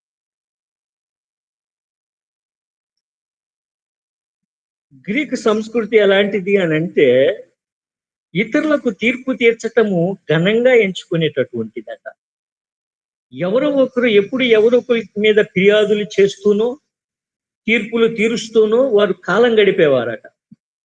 అది వారికి ఇష్టమైన పనిగా వారు భావించేవారు. తది విరుద్ధంగా పౌలు భక్తుడు తీర్పు తీర్చొద్దు, వ్యాజ్యము వేయవద్దు అని ఆయన ఆయన మాట్లాడతారు. అదే యూదులలోనైతే సమాజ మందిర అధికారి, సినగోగ్ రూలర్, ఆయన ఆ సమాజ మందిరంలోని దేవుని బిడ్డల మధ్య, యూదుల మధ్య, సహోదరుల మధ్య వాదం ఏదన్నా ఉంటే ఆయన తీర్చేవాడు. ఆయన సహాయం చేస్తాడు.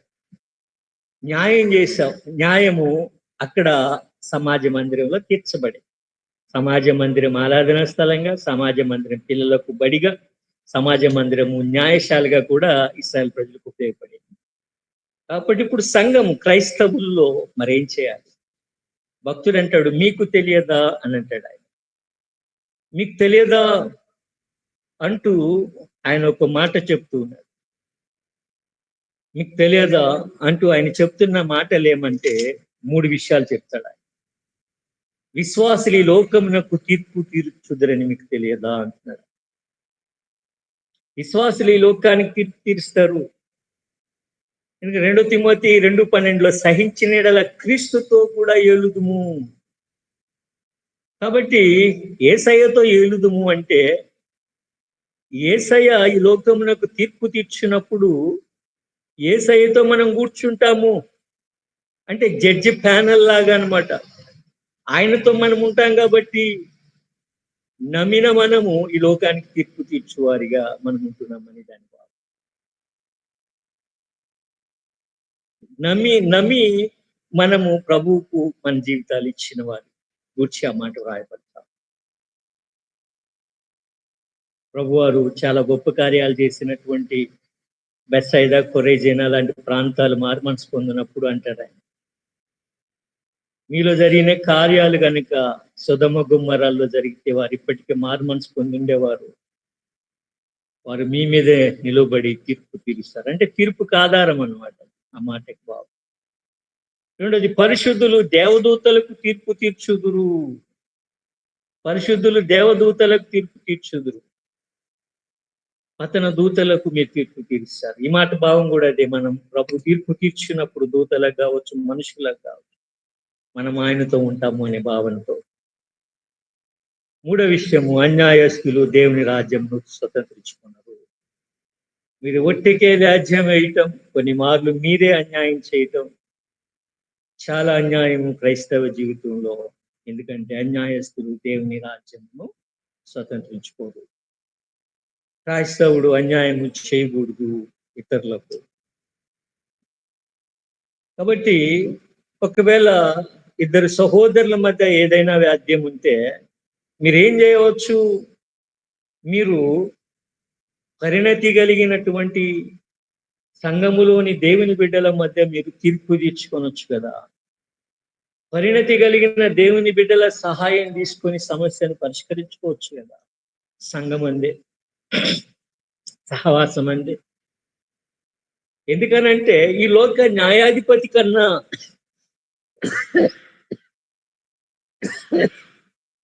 విశ్వాసి తీర్పు తీర్చడానికి యోగ్యుడు కదా. అతడి లోకానికి తీర్పు తీర్చువాడు కదా. అతడు దేవదూతలకు తీర్పు తీర్చువాడు కదా. అతడు కడగబడినవాడు, పరిశుద్ధపరచబడినవాడు, ఆయన రక్తం చేత కడగబడి క్షమించబడిన వాడుగా ఆ మాత్రము చేయలేరా?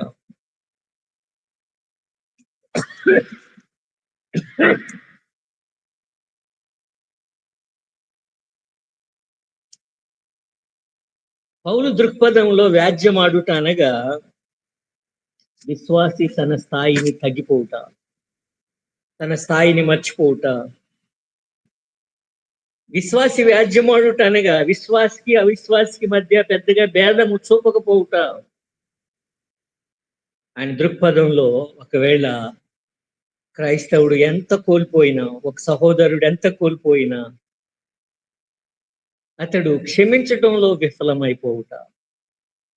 ఇది ఎక్కువ నష్టం ఆత్మీయ జీవితానికి అనేది పౌలు గారి యొక్క దృక్పథము, భావన. కాబట్టి ఆయన వ్యాజ్యం ఆడుటకు ఆయన సమస్యకైన పరిష్కారం ఆయన చూపేది ఏమంటే, పరిణతి కలిగిన ఒక సహోదరిని తీర్పు తీర్చడానికి ఒకరిని లేదా పరిణతి కలిగిన కొందరిని తీర్పు ఏర్పరచుకోండి. వ్యాజ్యమాడుట కన్నా అన్యాయం సహించటమే క్రైస్తవునికి ఆదర్శము. మీరు ఎవరికి అన్యాయము చేయకండి అని ఆయన హెచ్చరిక చేస్తాం. అది 6వ అధ్యాయంలో ఒక శ్రేష్టమైన అంశము. వ్యాజ్యమాడుటను గూర్చి మనం చూస్తాం. వ్యాజ్యమాడుటను గూర్చి.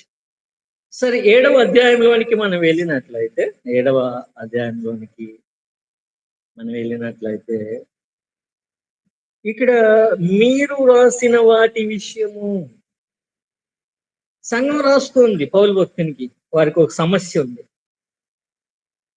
మీరు రాసిన విషయం, స్త్రీని ముట్టకుండుట పురుషునికి మేలు. అది కొందరి భావన. There are some super spiritual people. స్త్రీని ముట్టకూడదు అంటే వివాహం చేసుకోకపోతే ఎక్కువ ఆత్మీయత. నేడు కూడా కొంతమంది, నాకు ఒక్క స్నేహితుడు ఉన్నాడు, తన అన్న తను ఇద్దరు కూడా దేవుని పరిచర్యలో ఉన్నారు. తమ్ముడు నాతో కూడా బెంగళూరులో విద్యాభ్యాసం చేశారు. వారి అన్న మరి పెద్ద థియలాజికల్ స్టడీస్ లేవనుకుంటా, కానీ వివాహం చేసుకోకుండా పరిచర్య చేస్తున్నాడు. ఆయన అందరూ అనేవారు, ఆయన చాలా ఆత్మీయుడండి అని అనేవారు. ఈయన వైవాహిక జీవితంలో ఉన్నాడు కాబట్టి ఈయనకన్నా ఆయన వివాహం చేసుకుని ఆయన చాలా గొప్ప ఆత్మీయమైన మనుషులని. కానీ కొన్ని మార్లు వివాహం చేసుకునుట కన్నా వివాహం చేసుకోకపోవుట గొప్ప ఆత్మీయతగా కొరింథీ ప్రజలు కూడా ఎంచుతూ ఉన్నారేమో. కొంతమంది వివాహం చేసుకోనాలి అంటున్నారేమో. పౌలు భక్తుడు ఏమంటున్నాడంటే, సొంత భార్య ఉండవలెను అంటున్నాడు. భాగస్వామి తన ధర్మము నడపవలెను అంటున్నాడు. అదే సమయంలో అంటే నా వలే ఉండకూర్చున్నాను అని పెండ్లి గాని వారితోనూ విధవరాండ్రతోనూ చెప్తున్నాను అంటాడు. తానుగా అవిశ్వాసి అయినటువంటి భాగస్వామిని విడవకూడదు అంటున్నాడు. విశ్వాసి అయిన భాగస్వామినే పొందుగాని, ఒకవేళ ముందుగానే నీకు ఒక అవిశ్వాసి అయిన భాగస్వామి ఉంటే విడవకూడదు అంటున్నాడు. నీ కలిగిన స్థితి అందు సంతృప్తి కలిగి ఉండుము అంటున్నాడు. వివాహం అయితే వివాహమైన దాన్ని ఎందే సంతృప్తిగా ఉండు, అవకపోతే అలా ఉంటాను అంటే అలా ఉంటే ఎందు సంతోషం కలిగి ఉండు. నీ పిలుపు ఏదో దానిని బట్టి నీవు ఉండు అన్నది ఆయన యొక్క ఉద్దేశం. పెండ్లి ఆత్మీయతను ఎక్కువ చేయదు, తక్కువ చేయదు అన్న భావన ఆయన చూపుతుంది. అయితే నీ ఆత్మీయ జీవితానికి ఏది ఉత్తమమో దానిని మాత్రం నీవు చేయము అని అంటాడు. దానిని మాత్రము నీవు చెయ్యి అని అంటాడు. కాబట్టి పౌలు భక్తుడు వివాహము గూర్చినటువంటి విషయాన్ని ఇక్కడ ఆయన ప్రస్తావిస్తా ఉన్నారు. సహజంగా ధర్మశాస్త్ర వ్యాఖ్యానం మిషన ప్రకారము యూదులు ఎవరైనా 12 ఏండ్ల ప్రాయానికల్లా యూదు ప్రభు కాలంలో యూదు యవన బిడ్డ పెళ్లి చేసుకుంటాడు. యూదుడు పెళ్లి చేసుకుంటాడు, పెళ్లి చేసుకునాలి. మన దేశంలో కూడా పెళ్లి చాలా ప్రాముఖ్యమైనది. తప్పనిసరిగా అందరూ పెళ్లి చేసుకుంటూ ఉంటారు. పెళ్లి కాని వ్యక్తి పరిణతి గలవానిగా పరిగణింపబడు. కొన్నిసార్లు కొంతమంది పెళ్లి లేని వాళ్ళని చులకనగా చూసి మాట్లాడుతుంటారు. కాబట్టి పరిణతి లేని వానిగా చూస్తారు. అందుబట్టి పౌలు పెళ్లి చేసుకున్నాడు. అయితే ఆయన యొక్క ఆయన మారిన దాన్ని బట్టి ఆమె వదిలి వెళ్ళిపోయి ఉండొచ్చు అని కొంతమంది భావిస్తుంటారు. పౌలు గారు పెళ్లి చేసుకున్నాడా లేదా అని ఒక వివాదం ఉంది. అయితే పౌలు గారి పెళ్లి గురించి ఎందుకు కానీ ఇక్కడ ఎందుకని ఆయన అక్కరలేదు, నా వలే ఉండండి అన్న, ఒంటిగా ఉండండి అన్న భావన ఎందుకు వ్యక్తం చేస్తున్నాడు అని అంటే, నాటి పరిస్థితుల్లో ఉన్న భీకరమైన శ్రమల దృక్పథంలో ప్రభు సమీపంగా ఉన్నాడు, రాకడ సమీపము కాబట్టి కొన్నవాడు కొన్నది తనది కానట్టుగా ఉండమని అంటున్నారు. పెళ్లి చేసుకున్నవాడు తన భార్యను ఎలా సంతోష పెట్టాలని చూడాల్సి ఉంటుంది. పెళ్లి చేసుకునని వాడు ప్రభువుని సంతోష పెడతాడు అనే భావన ఆయన అందుకే వెల్లడిస్తారు. అయితే ఒక 10 సంవత్సరాల తరువాత ఎఫెసు సంఘానికి లేఖ రాయినప్పటికీ ఆయన దృక్పథం మారింది. వివాహం అన్నది క్రీస్తు ప్రభు అలాగే వధువైన సంఘానికి మధ్య మార్మికమైన అద్భుతమైన అనుభవము అన్నట్లుగా, సంబంధము అన్నట్లుగా భక్తులు రాశారు.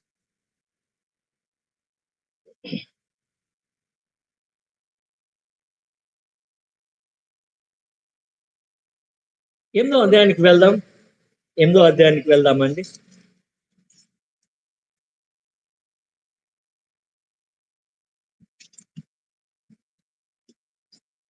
ఎనిమిదో అధ్యాయము ఇక్కడ వారే రాసినట్టుకున్నారు.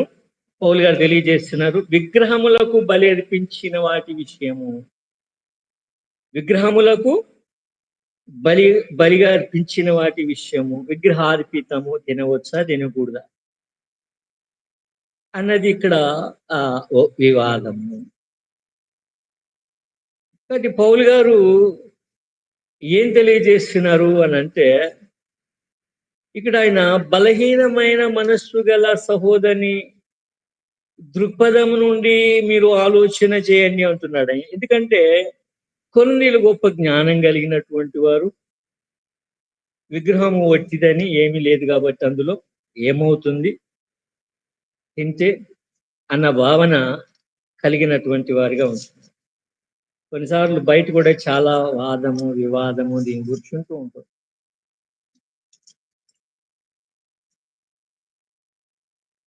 పౌలు భక్తుని యొక్క సలహా మనము ఎంతైనా పాటింపదగినటువంటిది. ఇది దేవుని పరిశుద్ధాత్మ దేవుని యొక్క ఉద్దేశంగా కూడా మనము అప్పుడు భావించవచ్చు. ఆయన మనస్సు మనం ఎరిగినట్లయితే, లేఖనము మనం ఎరిగినట్లయితే, దేవుని మనస్సు మనం ఎరుగుతాం కాబట్టి దానిని మనము ఆచరింపదగము. లేఖనము మనము మనస్సుతో గ్రహించుట మన జ్ఞానమునకు మించి చాలా ఆవశ్యకము. పౌలు భక్తుడు అందుకే అంటున్నాడు, జ్ఞానం ఉప్పంగా చేస్తుంది కానీ ప్రేమ క్షేమాభివృద్ధి కలుగజేస్తుంది. కొందరు జ్ఞానం కలిగిన వారు థియలాజికల్లీ వెల్ అడ్వాన్స్డ్ ఉన్నారు. కొరింథీ సంఘంలో గొప్ప జ్ఞానాన్ని సంపాదించుకున్నారు. గొప్ప జ్ఞానము వారికి కాబట్టి ఇంత జ్ఞానం వారికి ఉంది.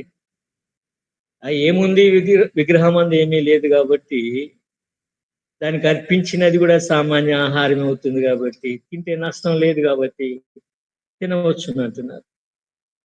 అని పౌలు భక్తుడు అంటున్నాడు, బలహీనమైన మనస్సాక్షి కలిగిన సహోదరుని గూర్చి ఆలోచించు.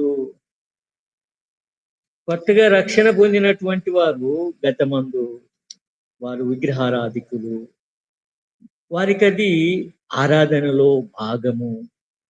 ఆరాధనలో భాగము తీసుకొనుట, పాలు పంపులు పొందుట.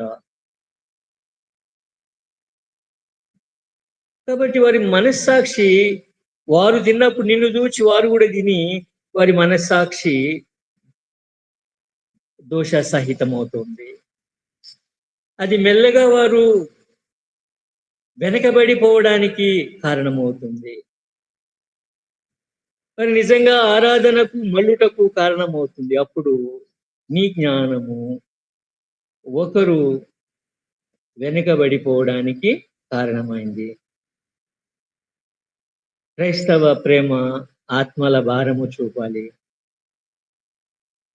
క్రైస్తవ జ్ఞానము ఆత్మల భారమును నాకు వాడాలి. ఇక్కడ నీ స్వాతంత్రం కన్నా మించి అక్కడ నీవు మరొక సహోదరుని గూర్చి ఆలోచన కలిగి ఉండాలనేది పౌలు భక్తుని యొక్క ఉద్దేశము. క్రైస్తవ సహవాసం యొక్క ఉద్దేశమే ఒకరికొకరు క్షమాబుద్ధి కలుగు చేసుకునుట కాబట్టి జాగ్రత్తగా ఉండండి అని దేవుని వాక్యంలో ఆయన హెచ్చరిక చేస్తాం. అదే రీతిగా మనము 10వ అధ్యాయంలో కూడా అక్కడ కూడా మరలా విగ్రహారాధనకు దూరంగా పారిపోండి అంటాడు. 10వ అధ్యాయం 14 నుండి 27 వచనాలలో. మీరు 2 పాత్రల్లోనిది ఒకేసారి తాగలేరు, ఒకటే ఎంచుకోండి అనేది పౌలు భక్తుని యొక్క హెచ్చరిక అక్కడ.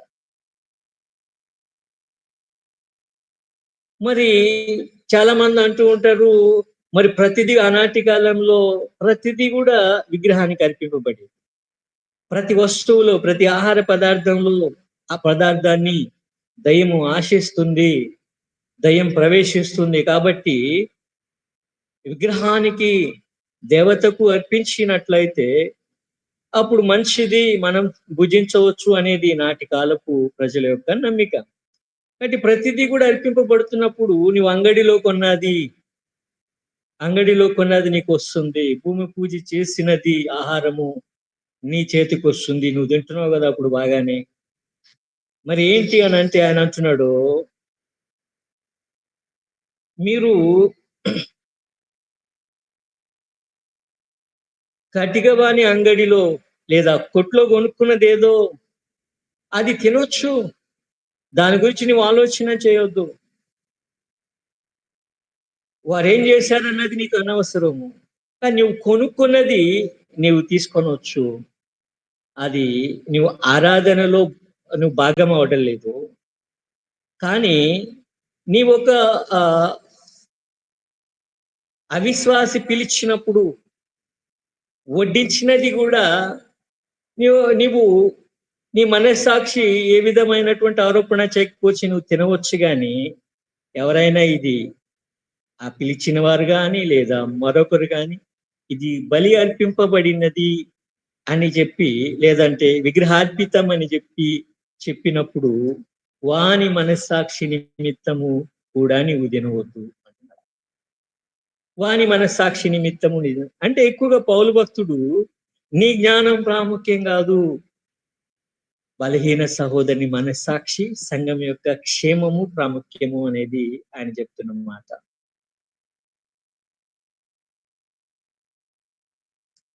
ఇది ఆయన చూపుతున్న పరిష్కారము.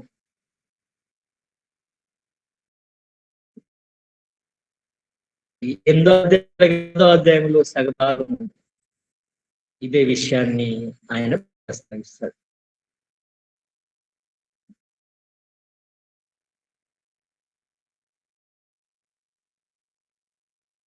9వ అధ్యాయంలో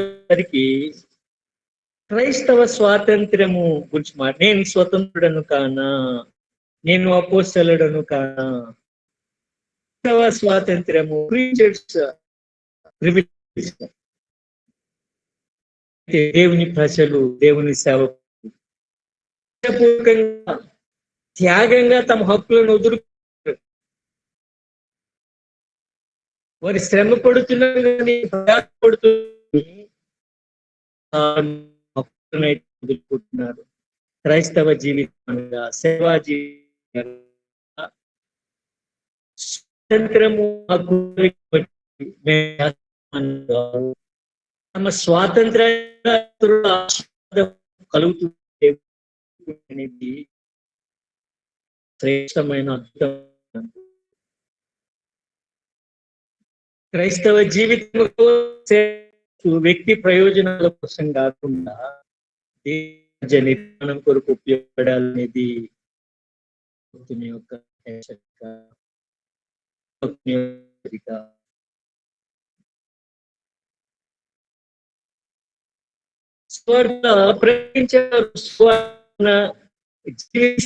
జీవించవచ్చు. కాబట్టి నువ్వు కూడా నీ జీవితం తీసుకో. అయితే ఏంటి అంటే నా అధికారం పూర్ణంగా వాడుకోకుండా ఉచితముగా నేను నాకైనా అద్భుతమైన పరిచారకులు ఆధిక్యమైతే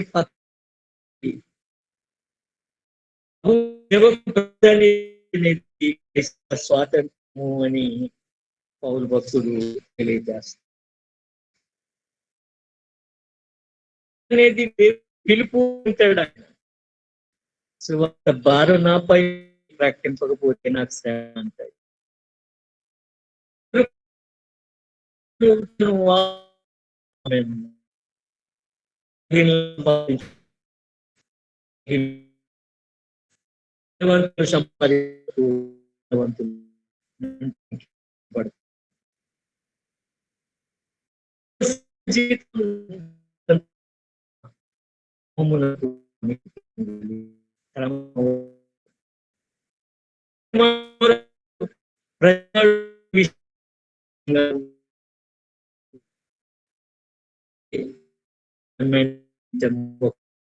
చూస్తారు.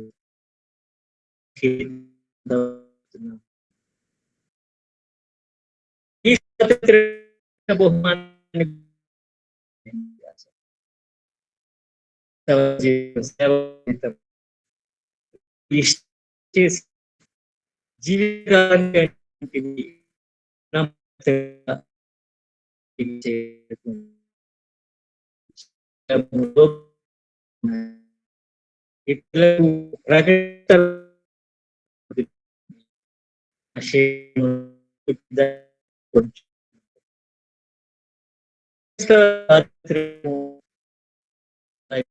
జీవితము లేదా సేవ జీవితాన్ని వచ్చి తన వ్యక్తిగతమైన అభిప్రాయాన్ని తెలియజేస్తాడు.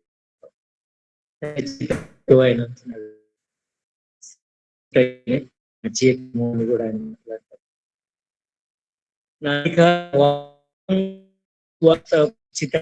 ప్రకటించుటయే నా జీవితము.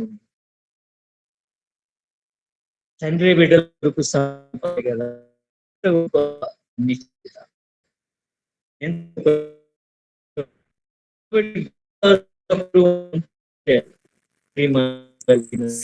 వాయిస్ బ్రేక్ అవుతుంది సార్.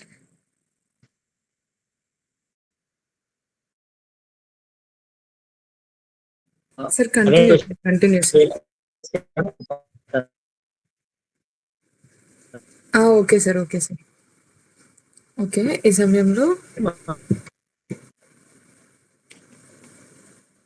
సార్కి కొంచెం నెట్వర్క్ ఇష్యూ ఉన్నది, బికాస్ కరెంట్ లేదు కాబట్టి పవర్ ఆఫ్ వల్ల. ఓకే, ఈ సమయంలో మనం ఒక చిన్న సాంగ్ పాడదాము, దాని తర్వాత మళ్ళీ క్లాస్ కంటిన్యూ చేద్దాము. ఎవరైనా పాడతారా?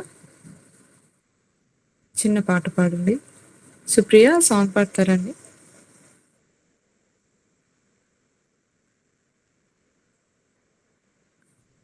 ఓకే, ఎవరైనా పాడొచ్చు. పాడండి సుప్రియ, పాడండి.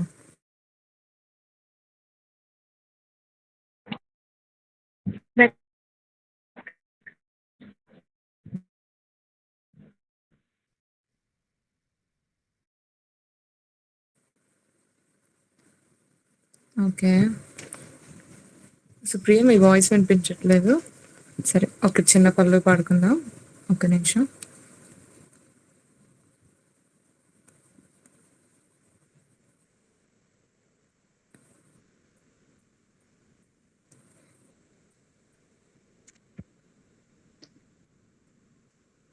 ఆధారం నీవేనయ్యా, నాకు ఆధారం మీరేనయ్యా, ఆధారం మీరేనయ్యా, నాకు ఆధారం మీరేనయ్యా. కాలము మారినా కష్టాలు తీరినా కారణం నీవేనయ్యా యేసయ్యా, కారణం నీవేనయ్యా, ఆధారం నీవేనయ్యా, నాకు ఆధారం నీరేనయ్యా. లోకంలో ఎన్నో జయాలు చూశాను నేనింతకాలం, లోకములో ఎన్నో జయాలు చూశాను నేనింతకాలం, అయినను ఎందుకో నెమ్మది లేదు, సమాధానం కొదువైనది యేసయ్యా, సమాధానం కొదువైనది, ఆధారం మీరేనయ్యా, మాకు ఆధారం మీరేనయ్యా. కాలం మారినా కష్టాలు తీరినా కారణం మీరేనయ్యా యేసయ్యా, కారణం మీరేనయ్యా, కారణం మీరేనయ్యా యేసయ్యా, కారణం మీరేనయ్యా. Okay, praise the lord. ఈ సమయంలో సార్ కంటిన్యూ చేయండి సార్. మంచిదండి.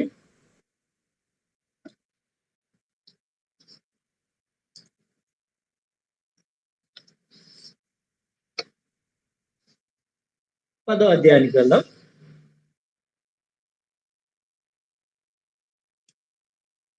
పదో అధ్యాయము ఏం తెలియజేస్తున్నాడంటే ఆయన ప్రాముఖ్యంగా ఆత్మీయ ఆధిక్యతలు విజయానికి హామీ కాదు. ఆత్మీయ ఆధిక్యతలుంటే రక్షణ, ఆత్మవరములు ఇవన్నీ కూడా విజయానికైనటువంటి హామీలు కాదు. ఇద్దరిని పోలుస్తున్నాడు ఆయన. ఆత్మీయమైన ఇజ్రాయేలు మనలను మరియు ఇజ్రాయేలు ప్రజలను పోలుస్తున్నాడు ఆయన. వారు కూడా మనలాగానే సముద్రము గుండా వెళ్ళి వారు బాప్తిస్మం పొందారు అంటాడు ఆయన. వారు కూడా ఆత్మ సంబంధమైన ఒకే ఆహారాన్ని, ఆత్మ సంబంధమైన పానమును చేశారు అంటాడు ఆయన. తము వెంబడించిన ఆత్మ సంబంధమైన బండలోనిది తాగారు, ఆ బండ క్రీస్తే అంటాడు ఆయన. అయితే వారు విఫలులయ్యారు. మన ముందు మన సహోదరులు మన ముందు ఉన్నటువంటి ఇజ్రాయేలు ప్రజలు మనకు హెచ్చరికగా పాఠంగా ఉన్నటువంటి వారు విఫలమయ్యారు. ఎడారి అరణ్యంలో అనేకులు రాలిపోయారు. వారి వైఫల్యాల నుండి నేర్చుకోవాలి. ఇతరుల వైఫల్యాల నుండి మనము నేర్చుకోనాలి అని అంటున్నాడు. ఇతరుల వైఫల్యాల నుండి నేర్చుకోనాలి. ఈ సంగతులు మనకు దృష్టాంతంగా, హెచ్చరికగా ఉండటానికే వ్రాయబడ్డాయి అనేది ఆయన మాట.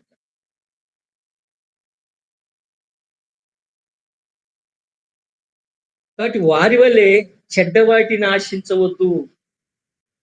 లోకాశల ఆత్మీయ జీవితాన్ని పాడు చేస్తాయి. నీ ఆశల విషయంలో జాగ్రత్త అదుపులో ఉంచుకో. మరొకటి, విగ్రహారాధన నుండి పారిపో. వారిలో కొందరు విగ్రహారాధికులై ఉన్నారు.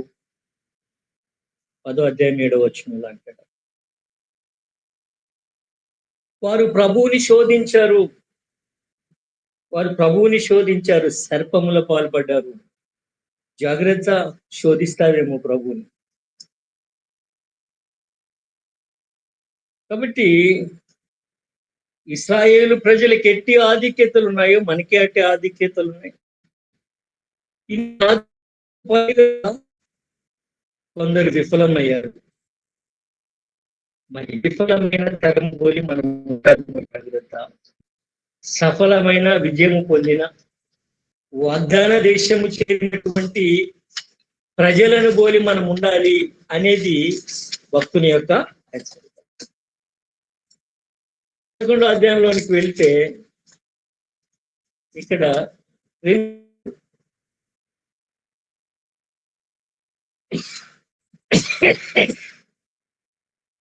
స్త్రీ తలపై ముసుగు వేసుకుంటా మరియు బల్లారాధన క్రమము, 2 విషయాలు ఆయన మాట్లాడుతున్నాడు. స్త్రీ తలపై ముసుగు వేసుకుంటా. నేడు కూడా సంఘంలో కొంతమంది రిజెక్ట్ చేస్తుంటారు, కొంతమంది ఫాలో అవ్వాలంటూ ఉంటారు. అది పౌలు భక్తుడు చేస్తున్న హెచ్చరికకు లోబడితే మంచిదే. మన స్వాతంత్రం వాడుకున్నట కన్నా, మన జ్ఞానం వాడుకున్నట కన్నా ఈ గివ్ అప్ అవర్ ఫ్రీడమ్. ఎందుకంటే బలహీనమైన సాక్షి కలిగిన సహోదరుల కొరకు అనేది భక్తుని యొక్క ముఖ్యమైన విషయం, ప్రాముఖ్యమైన విషయం. కాబట్టి వేసుకోకూడదా, వేసుకోవాల్సిన పని లేదు. జ్ఞానంతో కూడింది కాదు. పౌరు భక్తులు చాలా విషయాలు బలహీనులైన వారి మనస్సాక్షికి సంబంధించిన విషయాలు. మధ్యప్రాచ్య దేశాల్లో ముసుగుకి ప్రాముఖ్యమైన స్థానం ఉంది. తల నుండి పాదాల వరకు కూడా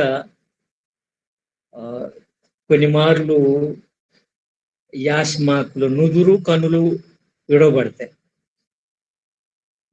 మరికొందరు అయితే నుదురు కూడా కనపడకోకుండా కన్నులు మాత్రమే కనపడేటట్లుగా పూర్తిగా ముసుగు ఉంటుంది.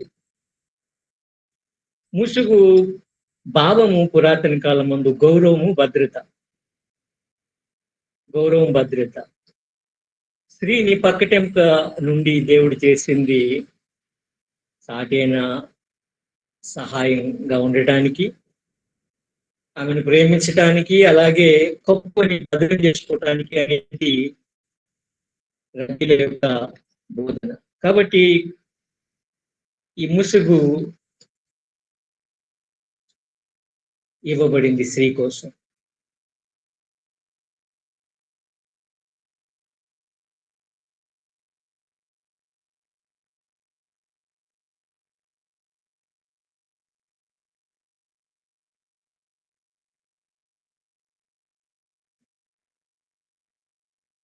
ఆదికాండం 6వ అధ్యాయంలో మనం చూసేది ఏమంటే, దేవుని కుమారులు, నరుల కుమార్తెలు చక్కని వారని వివాహం చేసుకున్నట్లుగా మనం చూస్తాం. అక్కడ రబీలు, దేవుని కుమారులు కొందరు, దేవదూతలు నరుల కుమార్తెలను ప్రేమించి వివాహం చేసుకున్నారని, అలా చూడడాన్ని బట్టి అది జరిగిందని, అందుకే ముసుగు అవసరమని రబీలు బోధిస్తుంటారు. ఇక్కడ గమనించాల్సిన విషయం ఏమంటే, స్త్రీల పట్ల కఠినమైన నిబంధనలు, జాగ్రత్తలు లేదా మితిమీరిన స్వేచ్ఛ 2 నష్టము.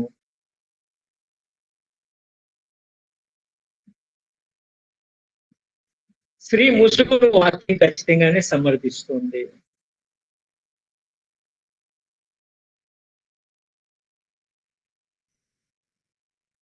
కాబట్టి క్రమము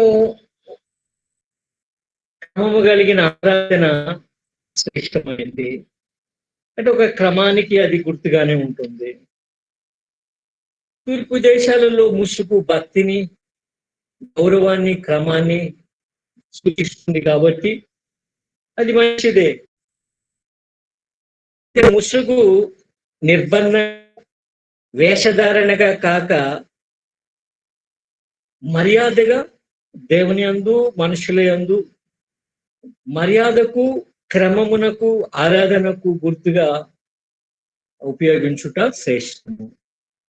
ఇది అండి ముసుగు గురించి మనం తెలుసుకోవాల్సిన విషయం.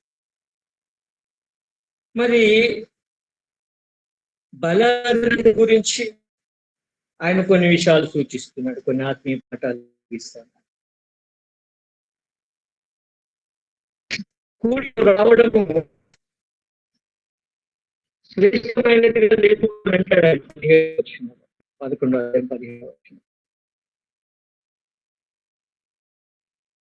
సంఘము భేదభాదున్నప్పుడు పరిశుద్ధాత్మని దుఃఖపరచటం అవుతుంది అంటాడు ఆయన 18. సంఘ ఆరాధనలో స్వార్థము గాని పక్షపాతం గాని ఉండకూడదు. ఒకడు ముందుగా తింటున్నాడు, తన మట్టుకు తాను భోజనము చేస్తున్నాడు, మరొకరు వెనకబడిపోతున్నారు. ఇది ప్రభు వలన పొందినది. బలారాధన క్రమము ప్రభు వలన పొందినది. నన్ను జ్ఞాపకం చేసుకుంటా తిని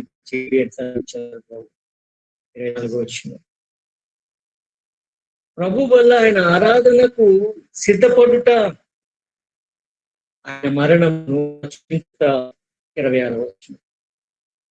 ప్రభు వల్లకు ఆత్మ పరిశీలన అవసరము. ప్రతి మనుషుడు తను తాను పరీక్షించుకోవలేను. 28. పరిశుద్ధమైన దేవుని కార్యం ఇది. నిర్లక్ష్యంగా శిక్షార్హం కాగలదు. ఎందుకంటే దేవుని పనులు అశ్రద్ధగా చేయబడి శాపగ్రస్తుడని వాక్యం సరిస్తాం. ప్రభు శరీరం అని వివేచింపగా తిని త్రాగువాడు శిక్షా విధి కలుగుటకే చేయుచున్నాడు అంటాడు 29. అయితే అయినా శిక్ష కూడా ఆశీర్వాదం. ఎందుకంటే ఈ లోకమందు శిక్షింపబడుట ఈ లోకంతో పాటు శిక్షింపబడకుండా ఉండటానికి ఉపయుక్తమవుతుంది. మనము ఇక్కడే ఒకవేళ దేవుని పిల్లలు తమ తప్పిదాలు బట్టి తీర్పు పొందినా, కష్టపడినా, శ్రమపడినా లోకంతో పాటు మనకు శిక్షా విధి కలగకుండా ఉన్నట్లు ప్రభు అది దయ మనకి ఇచ్చినట్టుగా భావించాలని భక్తుడు రాశారు.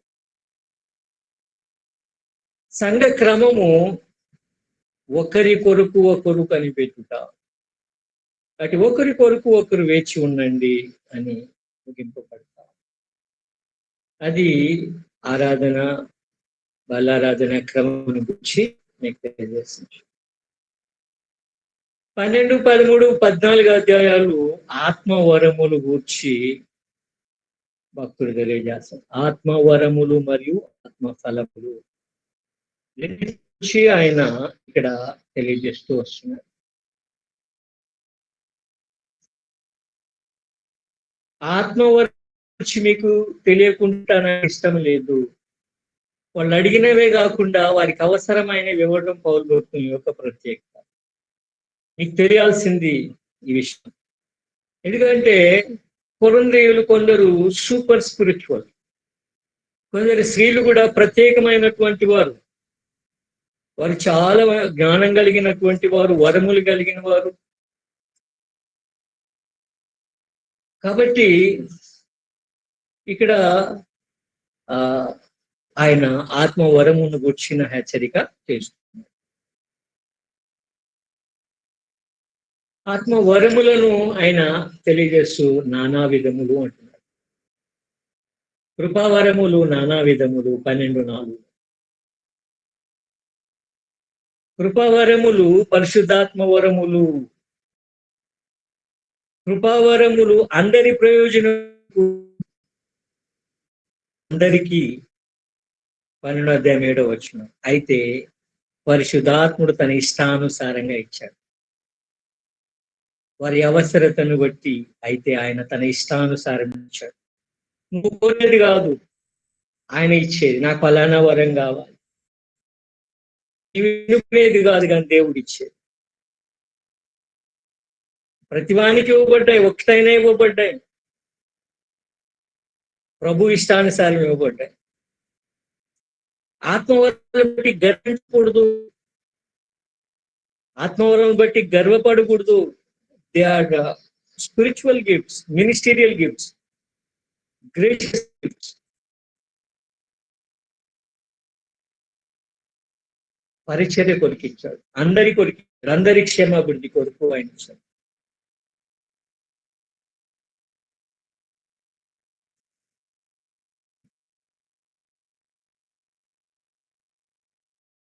భిన్న వరాలు ఉన్న కూడా విశ్వాసులందరూ ఒక శరీరము. భిన్నత్వం ఉంది కానీ ఐక్యత ఉంది. అది వరములు గలవారు గమనించాల. ఎక్కువ వరములు కలిగిన వారు, అందరికీ ఉన్నాయి వరము.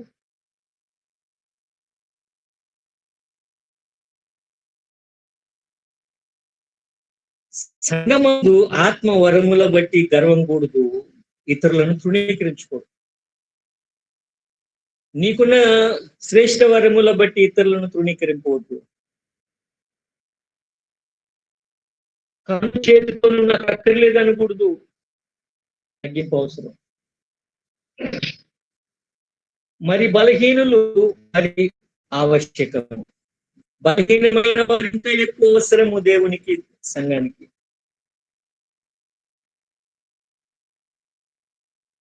నువ్వు తక్కువగా నువ్వు ప్రకటించుకో, వెల్లడించుకో.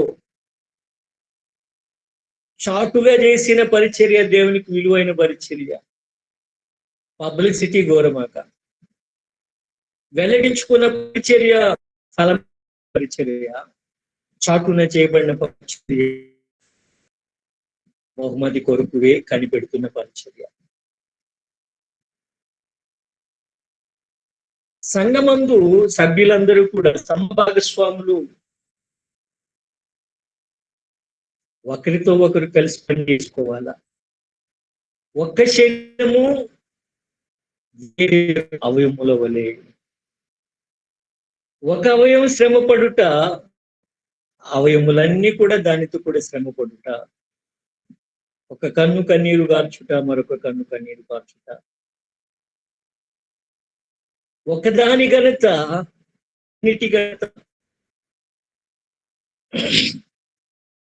అయితే అందరికీ అన్ని ఇవ్వబడవు, అందరికీ అన్ని వరములు ఇవ్వబడవు.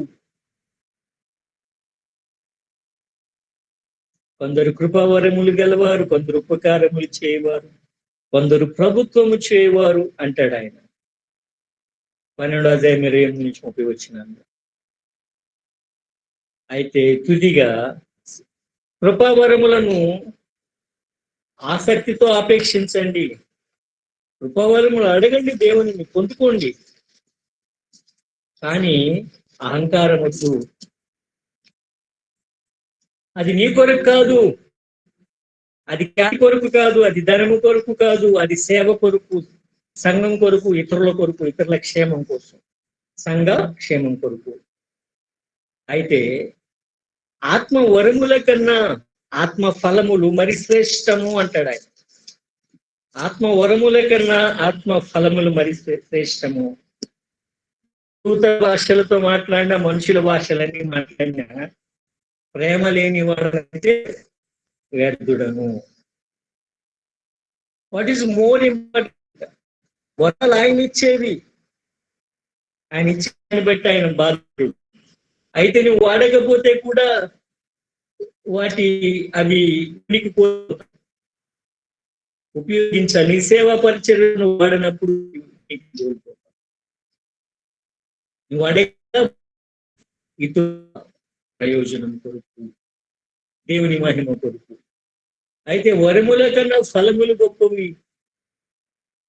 నువ్వు ఫలించేవానిగా ఉండాలి.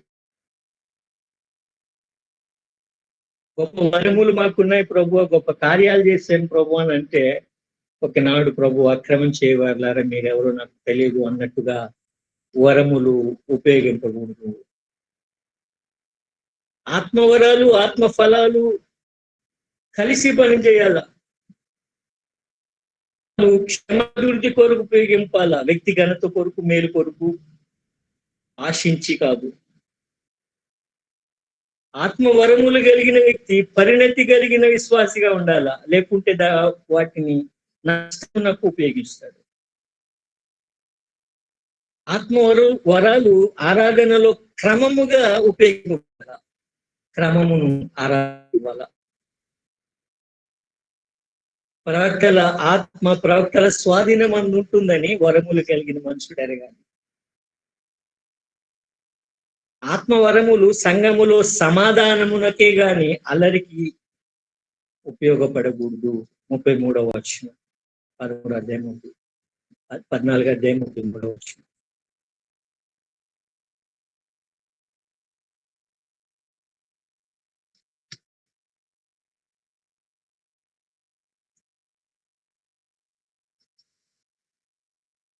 పదిహేనవ అధ్యాయము క్రీస్తు పునరుద్ధానమునకు రుజువులు. క్రీస్తు పునరుద్ధానము మన పునరుద్ధానమునకు రుజువుగా కూడా ఆయన రాస్తున్నారు.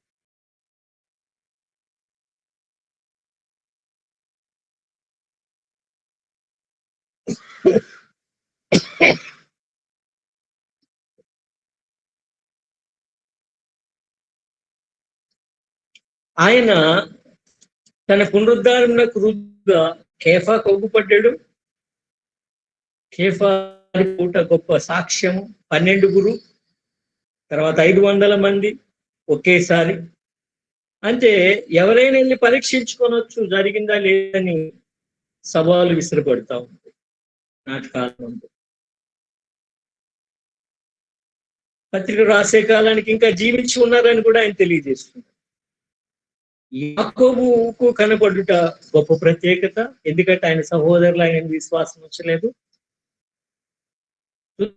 పౌలైన నాకు, కఠినమైన నాకు ఒక క్రూరుడు కనిపెట్టాడు, నన్ను మార్చివేశాడు. నేను సేవ చేయటం అంటే అది గొప్ప ప్రభు పునరుద్ధానానికి గొప్ప రుజువు. అది ప్రభు పునరుద్ధానము పౌలు యొక్క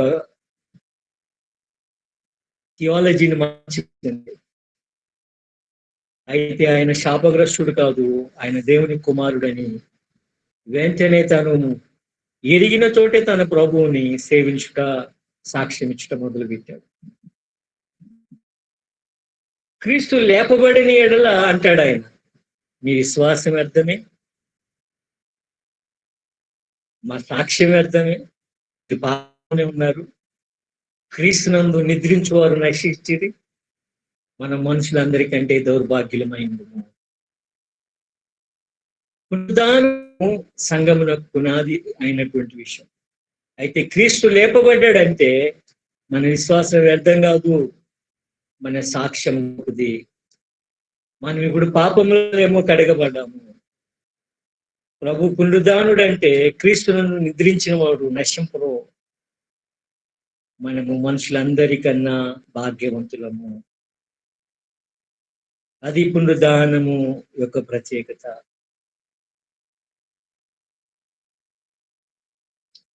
ఆయన లేపబడిన ఎడల మృతుల పునరుద్ధానం ఉంది. ప్రతివాడు తన వరుసలో 15-20 సమస్తమైన అధికారము, మనిషి అధికారం కొట్టివేయబడి దేవునికి రాజ్యం అప్పగింపబడుతుంది. ప్రభువు తన రాజ్యమును స్థాపిస్తారు. మరణం నశింపజేయబడుతుంది. 26వ వచనం, కడపటి నశింపజేయబడి శత్రు మరణము కుమారుడు సమస్తమును లోబర్చి దేవునికి తనను తానే లోబర్చుకుంటాడు. 15-28. అంతేకాకుండా కొరింథీయులు అడుగుతున్నారు, మృతులు ఎలా లెగుస్తారు, ఎలాంటి శరీరంతో వాళ్ళు వస్తారు?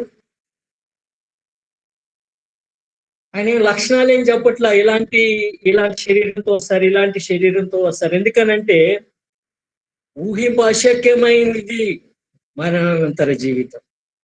అదేదో పోల్చినట్లయితే సరిపోదు, మన ఊహకు అందనటువంటిది. కాబట్టి ఆయన కొన్ని విషయాలు మాత్రమే తెలియజేయాలి. విత్తినది చచ్చితే ఎలా బ్రతికింపబడుతుందో అలాగే చచ్చిన మానవుడు తిరిగి బ్రతికింపబడతాడు.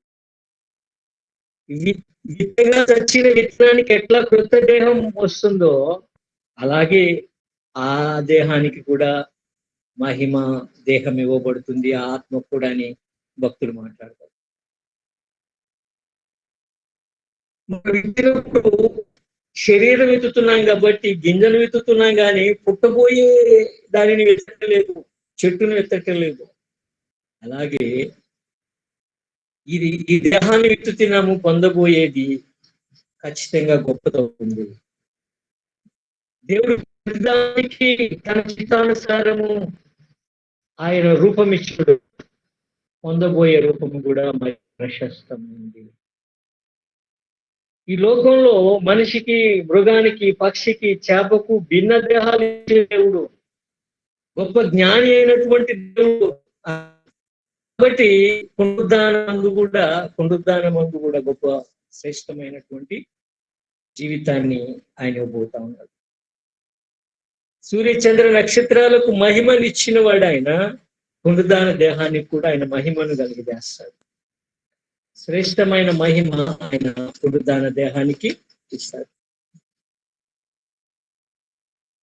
ఈ దేహానికి పునరుద్ధాన దేహము భిన్నమైంది. ఆ భిన్నత్వాన్ని, ఇది క్షయమైంది, అది అక్షయమైంది, ఇది ఘనహీనమైంది, అది మహిమ గలది, ఇది బలహీనమైంది, అది బలమైనది, ఇది ప్రకృతి సంబంధమైనది, అది ఆత్మ సంబంధమైనది, ఇది మంటి నుండి పుట్టిన వాని పోలిక, అది పరలోక సంబంధి అయిన ప్రభు పోలిక అని తెలియజేస్తున్నాడు. కాబట్టి యు ఇమాజిన్, నువ్వు ఇంకా ఊహింపలేము కానీ శ్రేష్టమైనది మాత్రం దేవుడు ఇచ్చాడు.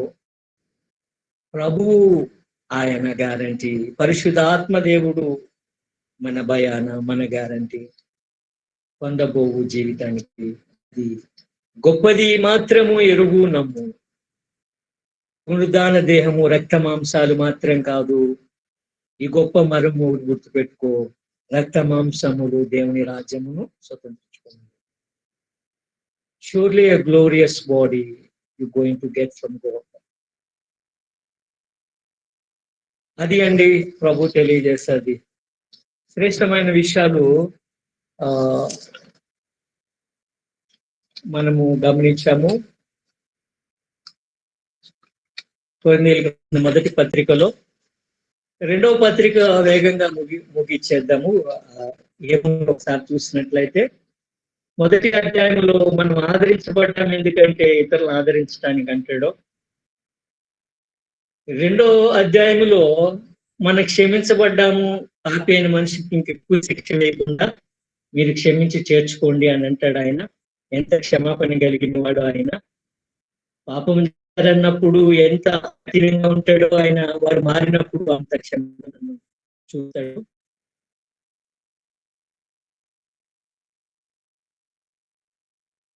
మూడో అధ్యాయంలో మనం క్రీస్తు పత్రికలము అని అంటాడు. నాలుగో అధ్యాయంలో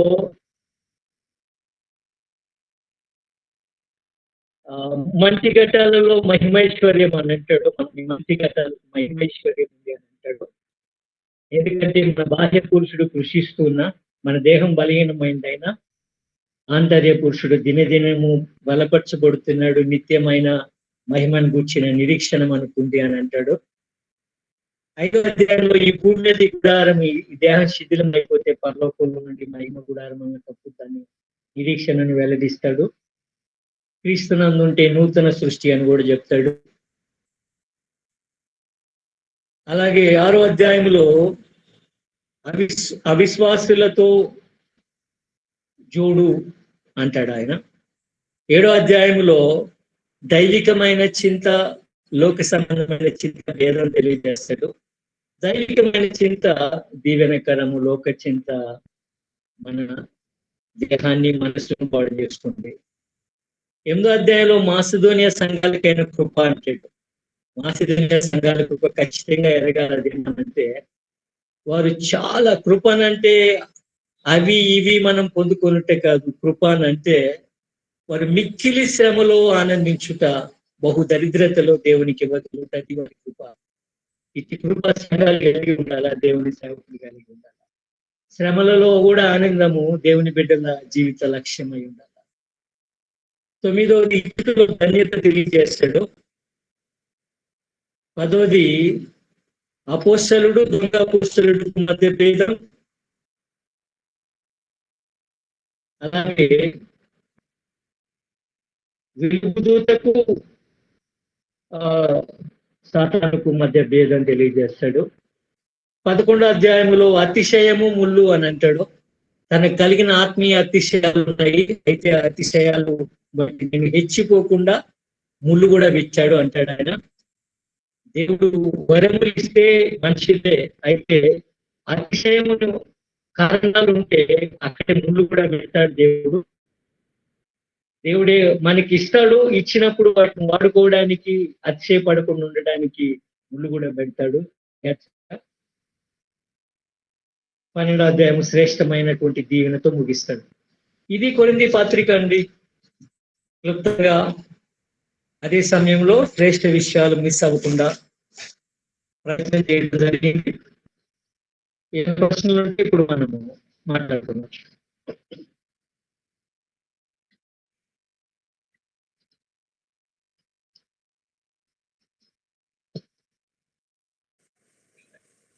thank you so much sir. Okay, ఈ సమయంలో మీరు మీకున్నటువంటి డౌట్స్ అడగండి.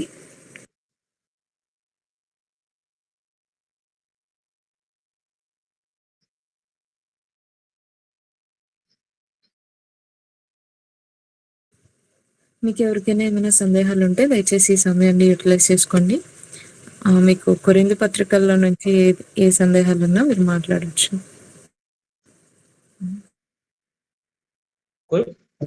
కొరింథీ డౌట్స్ అనేది చేసినట్టున్నారు, వాళ్ళే జవాబులు చెప్పించేస్తున్నారు.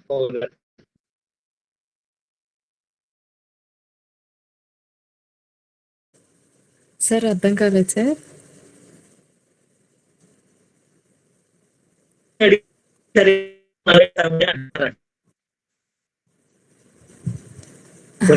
అంటే వాయిస్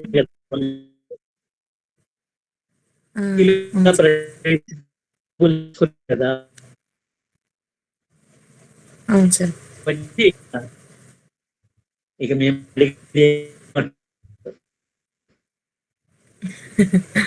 ఓకే సార్.